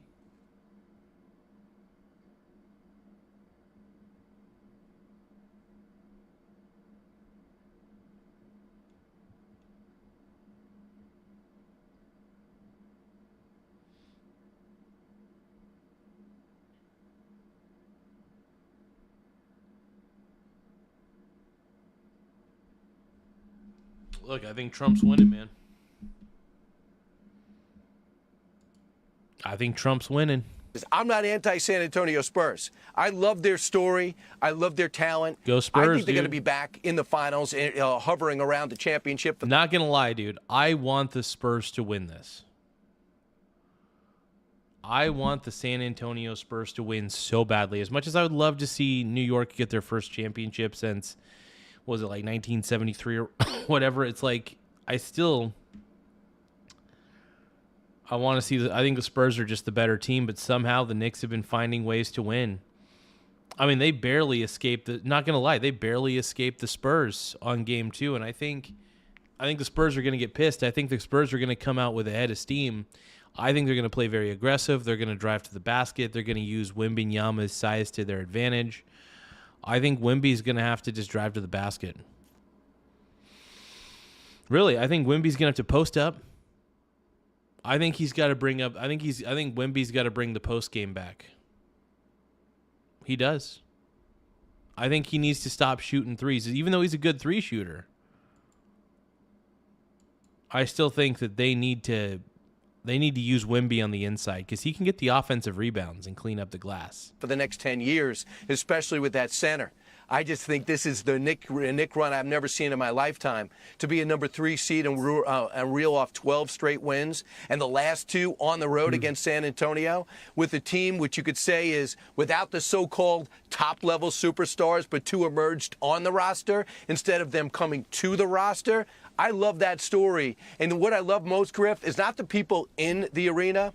I love the people outside the arena. When you have people that say, yeah, I can't afford the tickets, but I'm going to come and watch on television on a big screen to experience it with other people in the streets, that's really outside cool. the Garden, at Radio City. It's really special. That's huge, But for man. the people That's of huge. Texas, I am not anti-Spurs. It's been 53 years. I was in single digits last time the Knicks won. I just would like to see it again, and this team is more than deserving of doing it. And I could predict nothing but a victory on Game 3. I think all of these games are going to be a pure dogfight. Every game's been close enough. However, I think that the Spurs, like I said, I feel like they're just the more dominant team. The only issue is they're just not playing like it. I will give Karl Anthony Towns props. He's making Wemby question every decision he's ever made. So it's interesting to see what the result ends And up I being. will be there in the arena to make sure I get the final score correct. That's awesome. And you're right. There's Knick fever in this city right now. Be sure to like and subscribe for all. Man, it's crazy, dude. Effing crazy.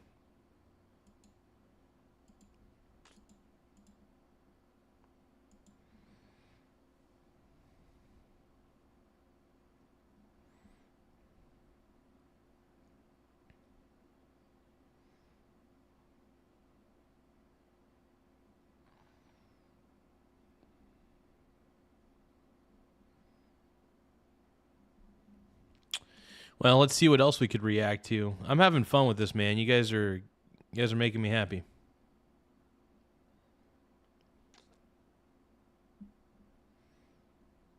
So you guys think there's going to be a stock market crash here pretty soon? I'm starting to wonder.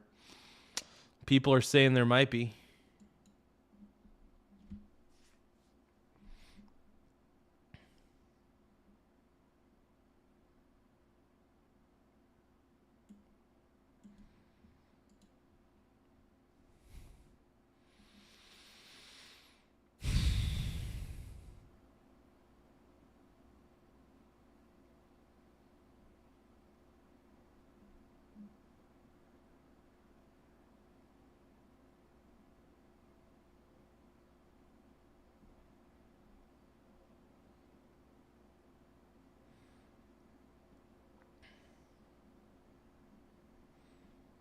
Oh my God, Mayor Wilson Fields. Is this the stupid Seattle mayor? City Club. Is that Seattle mayor that basically like is basically an incompetent Democrat?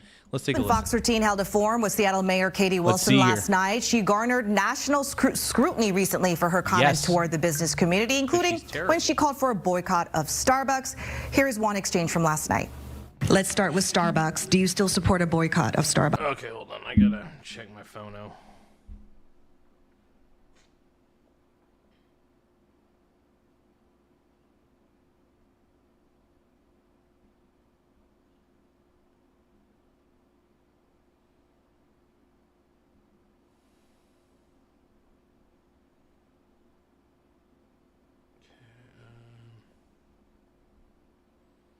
I am curious, though, to see if silver... I don't think silver's going to drop any further, but I've been known to be wrong on these things. Silver could drop even further than it is. And if it does, by the way, I'm all in. This is why I keep a lot of cash on standby, so I could buy silver on the dip. Because, honestly, silver's amazing. And as far as it goes, silver's volatility, when it goes up, woo! When it goes down, woo! Keep going. Bucks. You know, I had the pleasure of visiting the Pike Place Market Starbucks a little while ago, and I ordered I think it was a blueberry muffin latte. That was like a staff creation. So that's God, she's terrible. Let's see what the comments say. What a stooge. She's a complete waste of time. This is an example of a Reddit mod voted into the mayor's office. Mayor Wilson isn't fit to work at McDonald's, let alone run a city. No job, no experience. Parents pay your bills. Mayor of a huge city, perfectly qualified. Of course, Seattle, woke-ass Seattle. You know, I thought Seattle wasn't as woke as California, but I think Seattle might be peak wokeness. I think Seattle is peak wokeness. Like, they are the city of woke. They are the city of jazz. They're the city of lazy Democrats that don't want to do anything. It's terrible. They don't want to try. I don't know. It just sucks. Anyway, let's keep going. This clown isn't qualified to run a lemonade stand.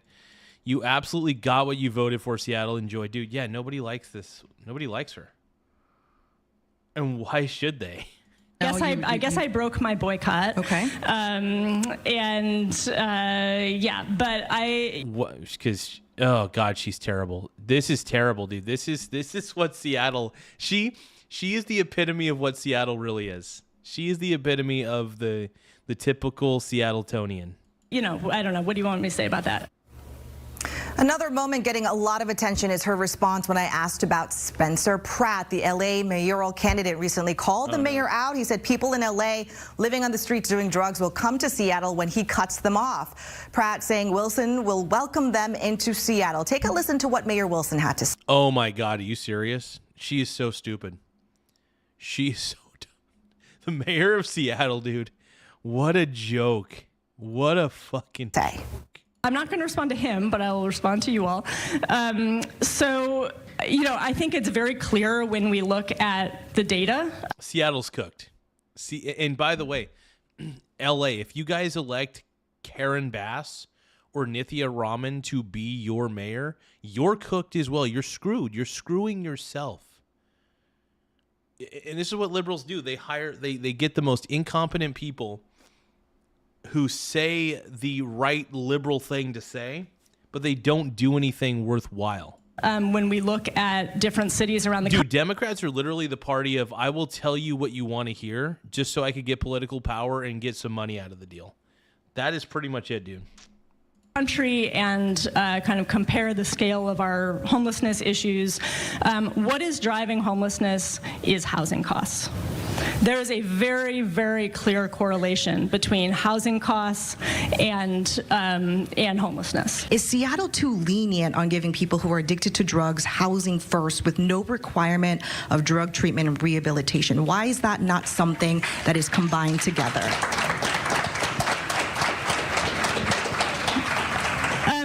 So I'll say that, you know, people come into homelessness from all kinds of different directions. And people who are struggling with substance use disorder, drug addiction, right? Like, everyone has their individual situation, and what works for one person doesn't always work for another. And that is part of why it's really important that we have a variety of shelter options and that we have a variety of, you know, service models. After my question and answer session with the mayor, community members were able to ask Wilson direct questions, and many of them focused on public safety. Fox 13's Alejandro Guzman shares some of their biggest concerns. Public safety dominated the conversation, starting with Mayor Wilson's newly proposed sales tax to fund more bus services. I am all for taxes when the system is working. But I'm not sure if I'm going to get home safely tonight. Others shared stories of shootings, stabbings, and employees carrying whistles for their safety. It's because basically Seattle is the home of Antifa, dude. Seattle's the home of stupid-ass Antifa. One of the, by the way, I agree with Trump. They're a terrorist organization. Antifa sucks, dude. Antifa is terrible. Come on, man. Come on. Businesses are paying for private security, claiming police never show up. Because if you spend 10% of your revenue on private security, that's like an extra sales tax. Do you know that almost 25 employees have had to use that whistle? They're not safe in downtown Seattle. Some said they feel the candidate they campaigned for has turned their back. I want to see if Kalshi has like a LA mayor race, you know what?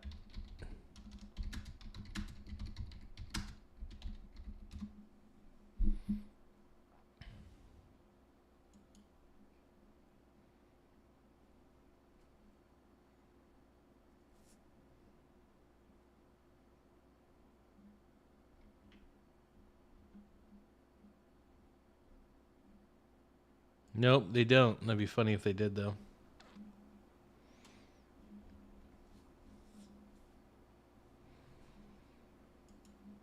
Back on them. You're talking about gun violence, and it's not at the top. We helped you campaign, and you forgot all about us. Homelessness was another major topic. When will the power washing stop?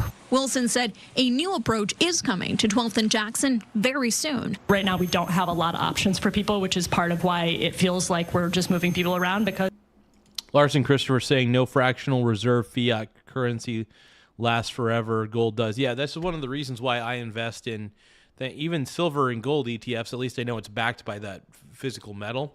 I invest in companies. I invest in real estate investment trusts. I bet against Bitcoin because Bitcoin's stupid. It's not digital gold. It's digital mold. But yeah, no, I'm a big fan of productive assets, which is why I get into REITs and just stocks in general. Overall. Laugh out loud. Oh, we got Annie in the house. What up, dude? We got Annie in the house. Thank you for the happy poop yum yums. Mucho apreciado. Everybody give a shout out to Annie. If you guys want to send us a gift, help us reach our goal. We currently have 3 out of 50 of our gifts. Once again, we have 3 out of 50 of the gifts that we need. Feel free to send us a gift no matter how big or how small. We appreciate all gifts on this channel, so please tap the gift button in the lower right-hand corner. Send us any sort of gift you want, small gift, big gift. We just appreciate anything you guys send, if you can send anything at all. So we like to encourage it. So feel free to tap the gift button. Send us even like I said, tiny gift, big gift. We're just super grateful for whatever you want to send is really what it boils down to. So we appreciate y'all on this channel. Let's keep going. In a sense, we are. But this wasn't just a campaign talking point. It's a promise she's vowed to keep. We can't just keep moving people from place to place and calling that progress. Okay, well, you can't just take them in and keep. Here's the problem with you. I have a feeling that what you're going to do is you're going to take in all of these homeless drug addicts, and I have a feeling you're just going to hand them a pipe. You're not going to try to solve the problem. You're not going to try to get them into rehab. You're just going to enable the problem. Cities like Seattle and LA fail because they're too lax on this shit. Oh, Annie's says, hey guys, I'm at a baby shower, but snuck in to say hi. Hi, Annie. No, we totally get it.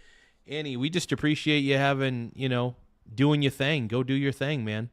Go get back to that baby shower, but we appreciate you. We love you, all right? Hey, we love you, Annie. You're the best. You're the best. Have fun at that baby shower.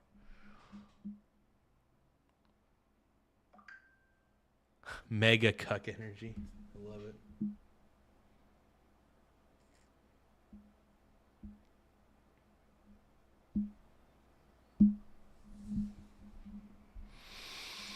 Affordability and the future of Seattle's business community also took center stage. While some question how they can afford to stay in their homes, business owners are worried about downtown vacancies and whether companies will continue to invest in Seattle. When are you going to come with concrete responses to the issues that will solve the problem? So as you just heard, and Allie, you were there obviously because you brought that sound to us, and there were some tough questions that Mayor Wilson had to field. I will give her credit for coming to the event. She tried to answer as many questions as possible, was willing to stay late, so I will credit. She's terrible, dude. Mayor Wilson's terrible, dude. Her for that. It may have not been the concrete answers that many people were looking for. Definitely not. As you. Yeah, you get what you vote for, man. Seattle, you get what you vote for, dude. You guys got an incompetent mayor, basically, when you voted for this gal. She's incompetent to the core. You know it. I know it. Everybody knows it. We can all tell. And this is what's going to happen in L.A. Same thing is going to happen in L.A. You guys are going to get either Karen Bass or Nithya Raman. That's what's going to happen. I am so done with L.A. I'm done with Seattle. Fuck, I'm even done with Portland, dude. Portland's insane. Portland's out of its collectivist mind. I'm just done with all these leftist cities, dude. They're so annoying. You heard it left many. They'll never learn. They'll never learn. People wanting more direct answers. You know, they wonder why their city sucks, but they don't realize that the stupid policies that they implement are the reason that the city sucks. This is the problem. They just don't get it. They just keep voting for the same thing over and over and over again. Quickly to some of the key topics. 12th and Jackson, stabbing, shootings there, and the power washing that people said. Mayor Wilson alluded to a plan that is coming sometime very soon, and that's pretty much all she said. When we talk about KCRHA and the management of everything that she's doing to curb the crisis, she says that, are we dismantling it? Specifically when you asked her, and she said, stay tuned. Yeah, KCRHA, the King County Regional Homelessness Authority that's tasked with, clearing up homelessness in our region. She said she's going to have maybe a yes or no answer on that very soon. And lastly, there was something else. Aurora Avenue came up a couple of times because they're dealing. Hold on. We got 4 minutes. We got 4 minutes and 43 seconds. 4 minutes and 43 seconds to send a gift. If you guys want, dude, feel free to send us a gift. Look at all those gifts. So you could tap the little gift button in the lower right-hand corner. The more gifts we get, the better. It does help the channel in a lot of ways, so feel free to tap the gift button. Or if you want, you can tap the super chat button. It's totally up to you, but help us reach our goal. We're currently sitting at 3 out of 50 gifts, and you could send small gifts too, by the way. So send small gifts, send big gifts. Send whatever you want, man. It helps. We got 4 minutes and 8 seconds. Do you see the little timer? Tap the timer. Send what you can. The more gifts we get, the better. It does help the channel grow in more ways than one. But yeah, if you guys can help us out, we more gifts, the better, man. Keeps us flowing, dude. I like Poland. What? I like Poland. Why? Oh. Let's go, dude. With a lot of crime there. What did she say? Because she did allude that some things are coming down the pipeline there. Yeah, so specifically she said we're taking immediate actions right now. She said that there's emphasis patrols in this area, that she's doing a I freaking doubt it, but let's keep going. lot of work, specifically working with SDOT to try and get a quick study done. But a lot of people were wondering, when is this quick study? When are you getting those results? And at the end of the day, she did not have a concrete answer. She has no answer. She's just, she is cosplaying. She is cosplaying as a mayor. She is cosplaying as the mayor of Seattle, essentially. She may have been elected, but she's terrible. She doesn't know what she's doing. Everybody's criticizing her. Nobody likes her. I get it. I get it, because you could tell she doesn't know what she's doing.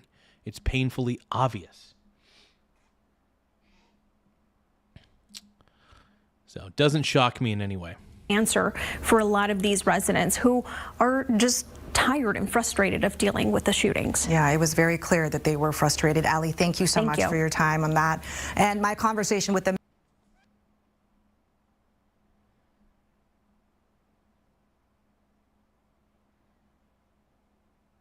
Newsom under fire as vote counting continues in California. More on the California races and what they tell us about the upcoming midterm elections. What's happening, dude? What's happening? Is the former Speaker of the House, longtime California Congressman Kevin McCarthy. Speaker, it's great to see you this morning. Thanks so much. Dude, we got 2 minutes. You guys send as many gifts as you can. We got to reach our goal. We got 2 minutes and 5 seconds to reach the goal. 2 minutes and 3 seconds now. 2 minutes. 2 minutes to reach the gift goal. So tap the little timer. Feel free to send a gift, any kind of gift that you want. And, yeah. Let's keep going, dude. Trump daddy. Thanks for joining us. Good to see you, Maria. So what is your assessment of the California race? Why don't we know? I mean, this is such a long process, continuing to read ballots days after Election Day. What are you expecting here? Well, the thing I'm expecting is I think the AP can actually call it from your former guest, Hilton, that he's going to come in number 2. Steyer would need to win and gain on him about 121,000 votes per million. Oh, yeah. And he's only been doing about half of that. So I think it's pretty sure that Hilton is going to be the number 2. Hilton will be the number 2. Thank God. Look, I think most people in California are sick and tired of the Democrat way. Clearly in Los Angeles, they're dumb enough to still vote for Democrat policies, right? And it's surprisingly neck and neck, and I guess not surprisingly, we all know what's happening in California. We're not thrilled about it. We're not thrilled with it. People are questioning this election like crazy. It's all over YouTube. Look at YouTube. Look up LA mayoral race, and you'll see left and right news coverage about questioning of this election. People are questioning it, and I think they have every right to question it. You have every right to question what's happening. Absolutely 100%. And, yeah.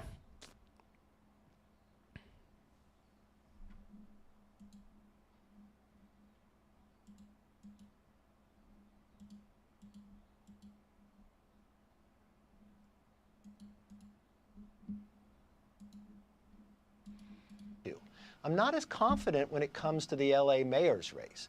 When I looked at the latest drop, we found that the councilwoman, Raman, that she was even beating Bass, and she's really coming on. Now, the question to the rest of the world is, what happened to California elections? Well, I'll tell you, it's Gavin Newsom.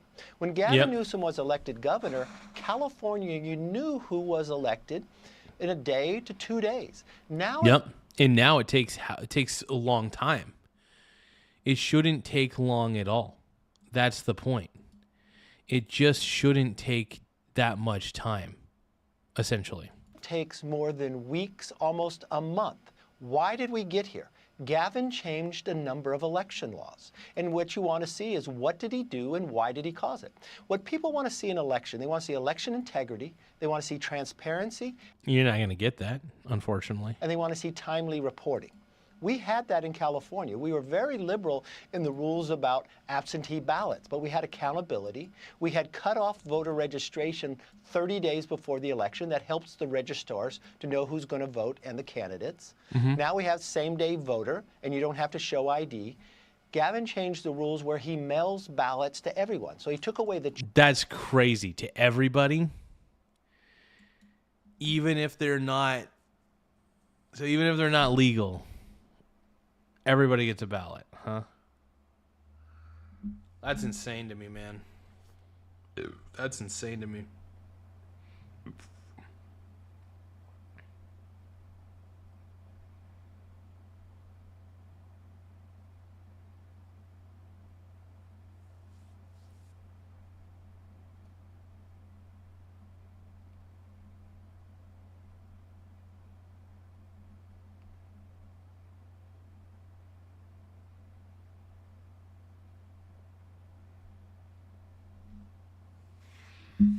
Let's keep watching.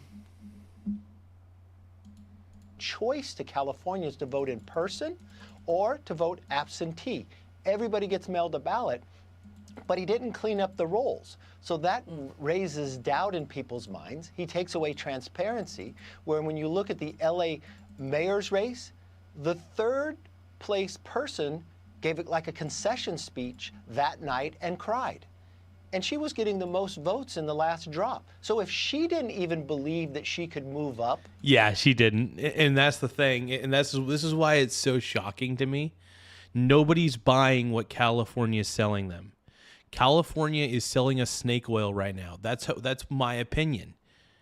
I feel like they're selling us snake oil. Nobody's buying it. Nobody. That puts in I don't question even think California to the whole buys it. election itself. And that's why it brings doubt to people. Look, Florida and Texas, nobody questions their election integrity. And they can tell you because they do things the right way. California does things in a very sketchy way. Within hours. California could do better, and it just shows what Gavin has done to this state. We just lost the place where Fortune 500, the #1 place was California, the most headquarters. Texas just took that from us. And now they've also taken our transparency and our ability to count elections as well. Well, that's incredible. Yeah, California's lost a lot of respect. People are not respecting California anymore. We don't respect the California government at all. TLG says, did you see the Garza sauce? What? There's Garza sauce. Where's my Garza sauce at? What? I didn't realize there was Garza sauce around here. What's going on? What's going on? I mean, look, we've also got what Steve Hilton just mentioned, the Olympics in 2 years. That's a serious issue there. And I sit on that board. I'm very excited about it. I'm helping as much as we can. Will they be ready, though, Kevin? Yes, because that is not run by the government. The team that we have put together, we got a former U.S. military general helping run it. This is unbelievable what they were doing. This L.A. Olympic team that is being planned actually went to Italy to help. They put them in to make sure they could get some of the... Okay, so this is something that's on... Oh, it's just a picture of some sauce he saw at a local shop. Oh, my goodness. You know what? I'm going to... Just in case, I'm going to just look at the Discord real quick. Discord.com.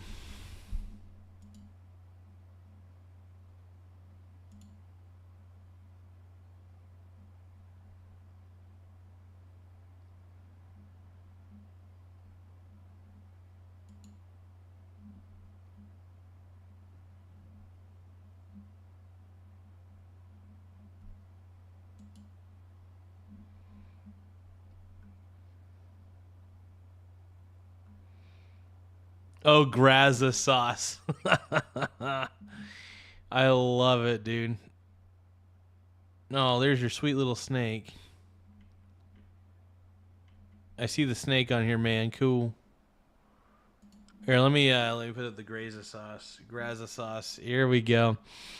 That's hilarious, dude. High heat cooking oil. Hell yeah, dude. I need that sauce, dude. I love high heat cooking oil. And then we got the Tiny Lion Gaming's cool little snake here. What a sweet snake. What a sweet boy. Snakes do kind of scare me a little bit, but I think they're sweet, though. I think they're cute to look at. I'm afraid to get too close to snakes.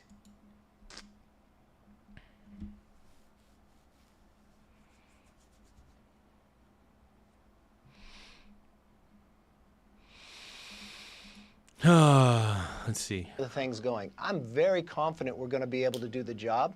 And remember, when we had the last time we had the Olympics in LA, unbelievable what we showed the world, what Uberoff was able to do in managing that. And I believe our team right now is managing very well. We have met a number of times with the president to walk through. We want to make sure from the security level as well. We will be prepared, but believe me, this is not being run by the government of California.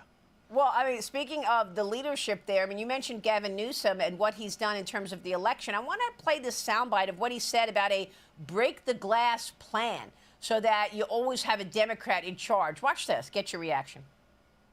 My focus has been making sure that doesn't happen, and I've exercised not just a focus, but I've exercised through some action efforts to encourage that doesn't happen by making my case. But there is a break the glass scenario, and there's many people that break the glass, and that's sketchy, dude. Gavin Newsom is just the epitome of sketchy. We don't trust you, California. We don't trust you, Gavin Newsom. We don't trust you. We don't believe you. We don't think that you know what you're doing either. Have a deep understanding of what it would look like if Democrats were locked out, and we're going to do everything to make sure that doesn't happen. I'm not going to say it's going to improve your show. Kevin, what is he referring to as this break the glass strategy? I don't know, and it's very concerning to me as a governor to say that. Wouldn't you want the people of your state to select who should be? And you know what? If you got cut out, the people have the voice. The power rests with the people. This is why it's so power to the people, and that's the thing the Democrats don't. I don't think the Democrats want that. It's based on what Gavin Newsom just said. That doesn't seem like a very power to the people kind of situation, in my opinion. It just doesn't. It just doesn't seem like a power to the people kind of situation at all. Insane. It's insane. Double tap the screen if you don't trust Newsom, man. I don't trust Newsom at all. I really don't. I don't trust the guy. Concerning to me of how much damage he has done to our state by just simply taking the power away from the people. It was in our Constitution on how we would draw the lines. Yeah. He just did that to California, which is the 4th largest economy in the world, and now he's pre-picking who can represent you instead of the people. That's why he is so dangerous, and you saw the failures in California, and you wonder, we never had that prior to Gavin, and you don't want to make sure Gavin ever does that to our country. Yeah, but I want to get your take on what all of this tells us about the upcoming midterms, because you are so strategic on that subject. And hey, thank you guys for double tapping the screen. It really does help. The more likes we get, the better. It does push us out on the algorithm quite a bit. So the more subscribers we get, the more double taps we get. It really does help. Just amazing. You guys rock.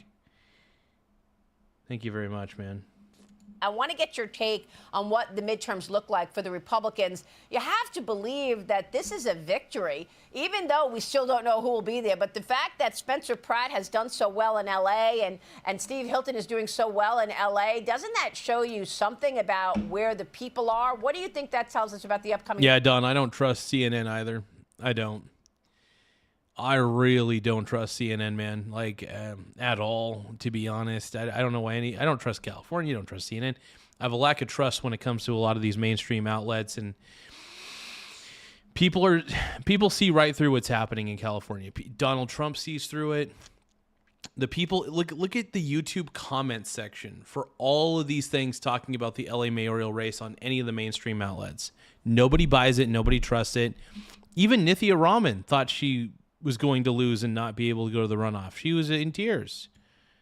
She was not buying it. Now, I don't even know if she should buy it. I mean, she's obviously going to be like, oh, yay, Gavin Newsom to the rescue. Great. It shouldn't take weeks at all to count. November midterm elections. It's a referendum on the mismanagement what these Democrats have done in their managing of their states, of their cities, and others. So there's an opportunity. It should make people want to run for office. They don't have to have been in it before, but bring that management skill in. And it really cuts down to, if you look at Pratt's race, coming out of nowhere, not having much money, but running the very best ads, he just stuck to the main issues. That's all he did. Spencer Pratt cares about the issues. He does. He does, dude. That's the thing. Everybody wants crime to be lower. Everybody wants safe streets, clean parks. And he would just run the city the way you expect it, not by party. So you can challenge Democrats in some of the most democratic areas because they haven't managed well. It means that if Republicans unite, if they have a clean message, history is not on their side. The party in power normally loses seat at a time. They have a real opportunity. And I have a greater belief than I did a month ago that Republicans have an opportunity to keep the House if they're really focused. Hopefully. Hopefully. I don't know, though. Democrat leadership is weak. Their money is low. Who knows? Give me a second.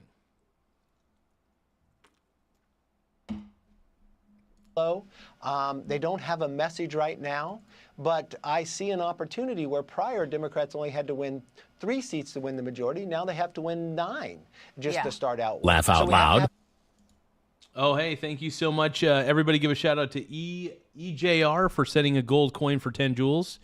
Mucho apreciado. If you guys can help us meet our goal, we only need 9 more. I think we only need 9 more gifts, and we got 4 minutes and 35 seconds. TLG says, Garza, you're a real one. The fact you've found a way to capitalize on liberal hate is hilarious. That's true. Look, honestly, the liberals can think whatever they want to think, but I'm just going to say this right now. I'm not a fan of what the liberals are doing. I don't trust it. I don't buy it. I'm not buying what they're selling, okay?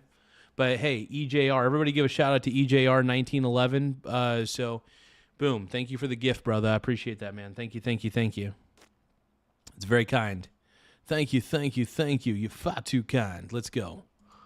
Have a clear message and a reason why we need to be reelected. So you're. But yeah, please do not forget to send a gift. We have 3 minutes and 49 seconds to reach our goal. But yeah, if you guys can, it does help us reach our goal. So please tap the gift button or tap the little goal button, whatever you want to tap, and help us reach our gift goal. It helps us a lot, man. You're feeling better about the House potentially keeping the majority. Real quick before you go, the single biggest issue that Republicans should run on the midterms. Well, doing what they said they would do, securing the border, the economy, and making us safer. But we've got to get the oil price down, though. That's going to determine a lot what happens in November. For sure. Hey, thank you, EJR. I appreciate it, man. Thank you again for that gift. If you guys want to be like EJR 1911, feel free to send us a gift of any kind. It could be a small gift, a big gift, whatever gift you guys want to send. Gifts really do help it. Or alternatively, if you guys can, subscribe to the channel. Double tap the screen to like the stream, subscribe, whatever you guys want to do. It really does help. But yeah, Seattle, I think Seattle's cooked, I think. Hey, Laugh out loud. Sent to GG, baby. Thank you for the good game. I appreciate that, man. Everybody give a shout out again for EJR 1911. If you guys send a gift, man, you guys get your name plastered on the center of the screen, by the way, which is really dope. So anybody who wants to have their name plastered on the screen, you can send any size gift, and it will help. Basically, it'll help you get noticed on the stream, and you get forever immortalized, which is pretty dope. Speaker Kevin McCarthy, great to see you, sir. Thank you. Thank you. Be sure to like and subscribe for all the Fox News latest. Hell yeah. But no, mucho apreciado, man. Ennis freedom, baby.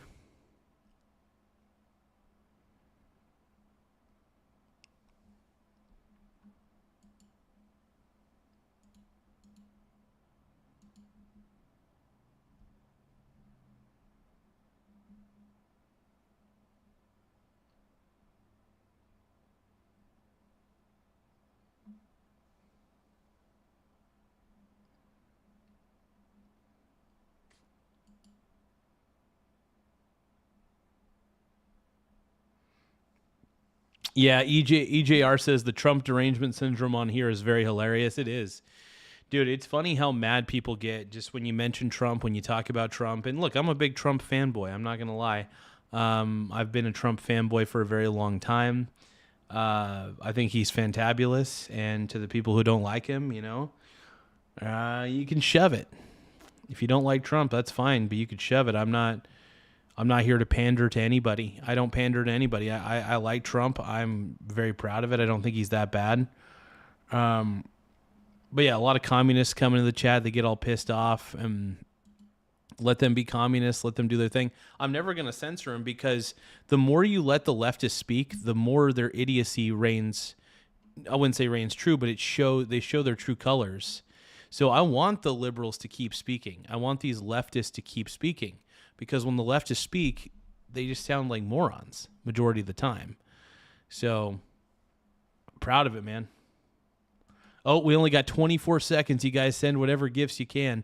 20 seconds to send gifts. 19, 18, 17, 16, 15, 14, 13, 12, 11, 10, 9, 8. You guys send me a gift. I need to get 5, 4, 3, 2. Oh, lame. Well, that's okay. Thank you for the gifts anyway. Even if we didn't meet the goal, anytime we can get any sort of gifts, we really do appreciate it big time. So thank you for those gifts. And let's keep going, man. Laugh out loud. Well, EJR just sent a gold coin. I appreciate that, bro. Thank you for the gold coin, my brony bro. I really do appreciate it, man. Thank you, thank you, thank you. And, well, I'm debating if I think I'm going to end the stream here in just a second, because I got a few things I got to do. But I think...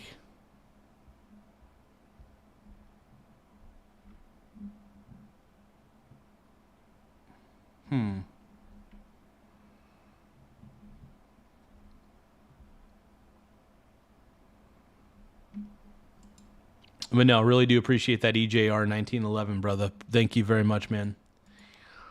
Well, you guys, I think we're going to end the stream for now. I will very, very likely be streaming a little bit later tonight. I just love the fact that we're growing the show.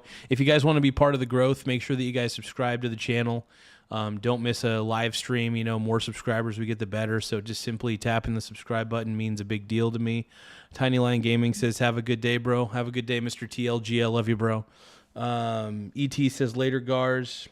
Larson Christopher says, see you, G. Firefighters have private property, not communist. Yeah. Good stuff today. Yeah, I love you guys, man. You guys are amazing. EJR says, good stuff today. Enjoy the rest of your day. Hey, EJR, thank you, man. Anybody who's just been on today, I just appreciate you guys. Even the leftists. I disagree with the leftists very hard, but I even appreciate you guys coming in and saying what you feel is your, your opinion. And, yeah, I think your opinions, I will admit the leftist opinions I think are awful and annoying, but I'm willing to listen, surprisingly, to some degree. But I will catch you guys later. I'm going to end the stream right now in 5. I'll give you guys a 10-second countdown. We're ending the stream in 10, 9, 8, 7, 6, 5, 4, 3, 2, 1. All right. Have a good one, you guys. Much love to everybody. Mucho love.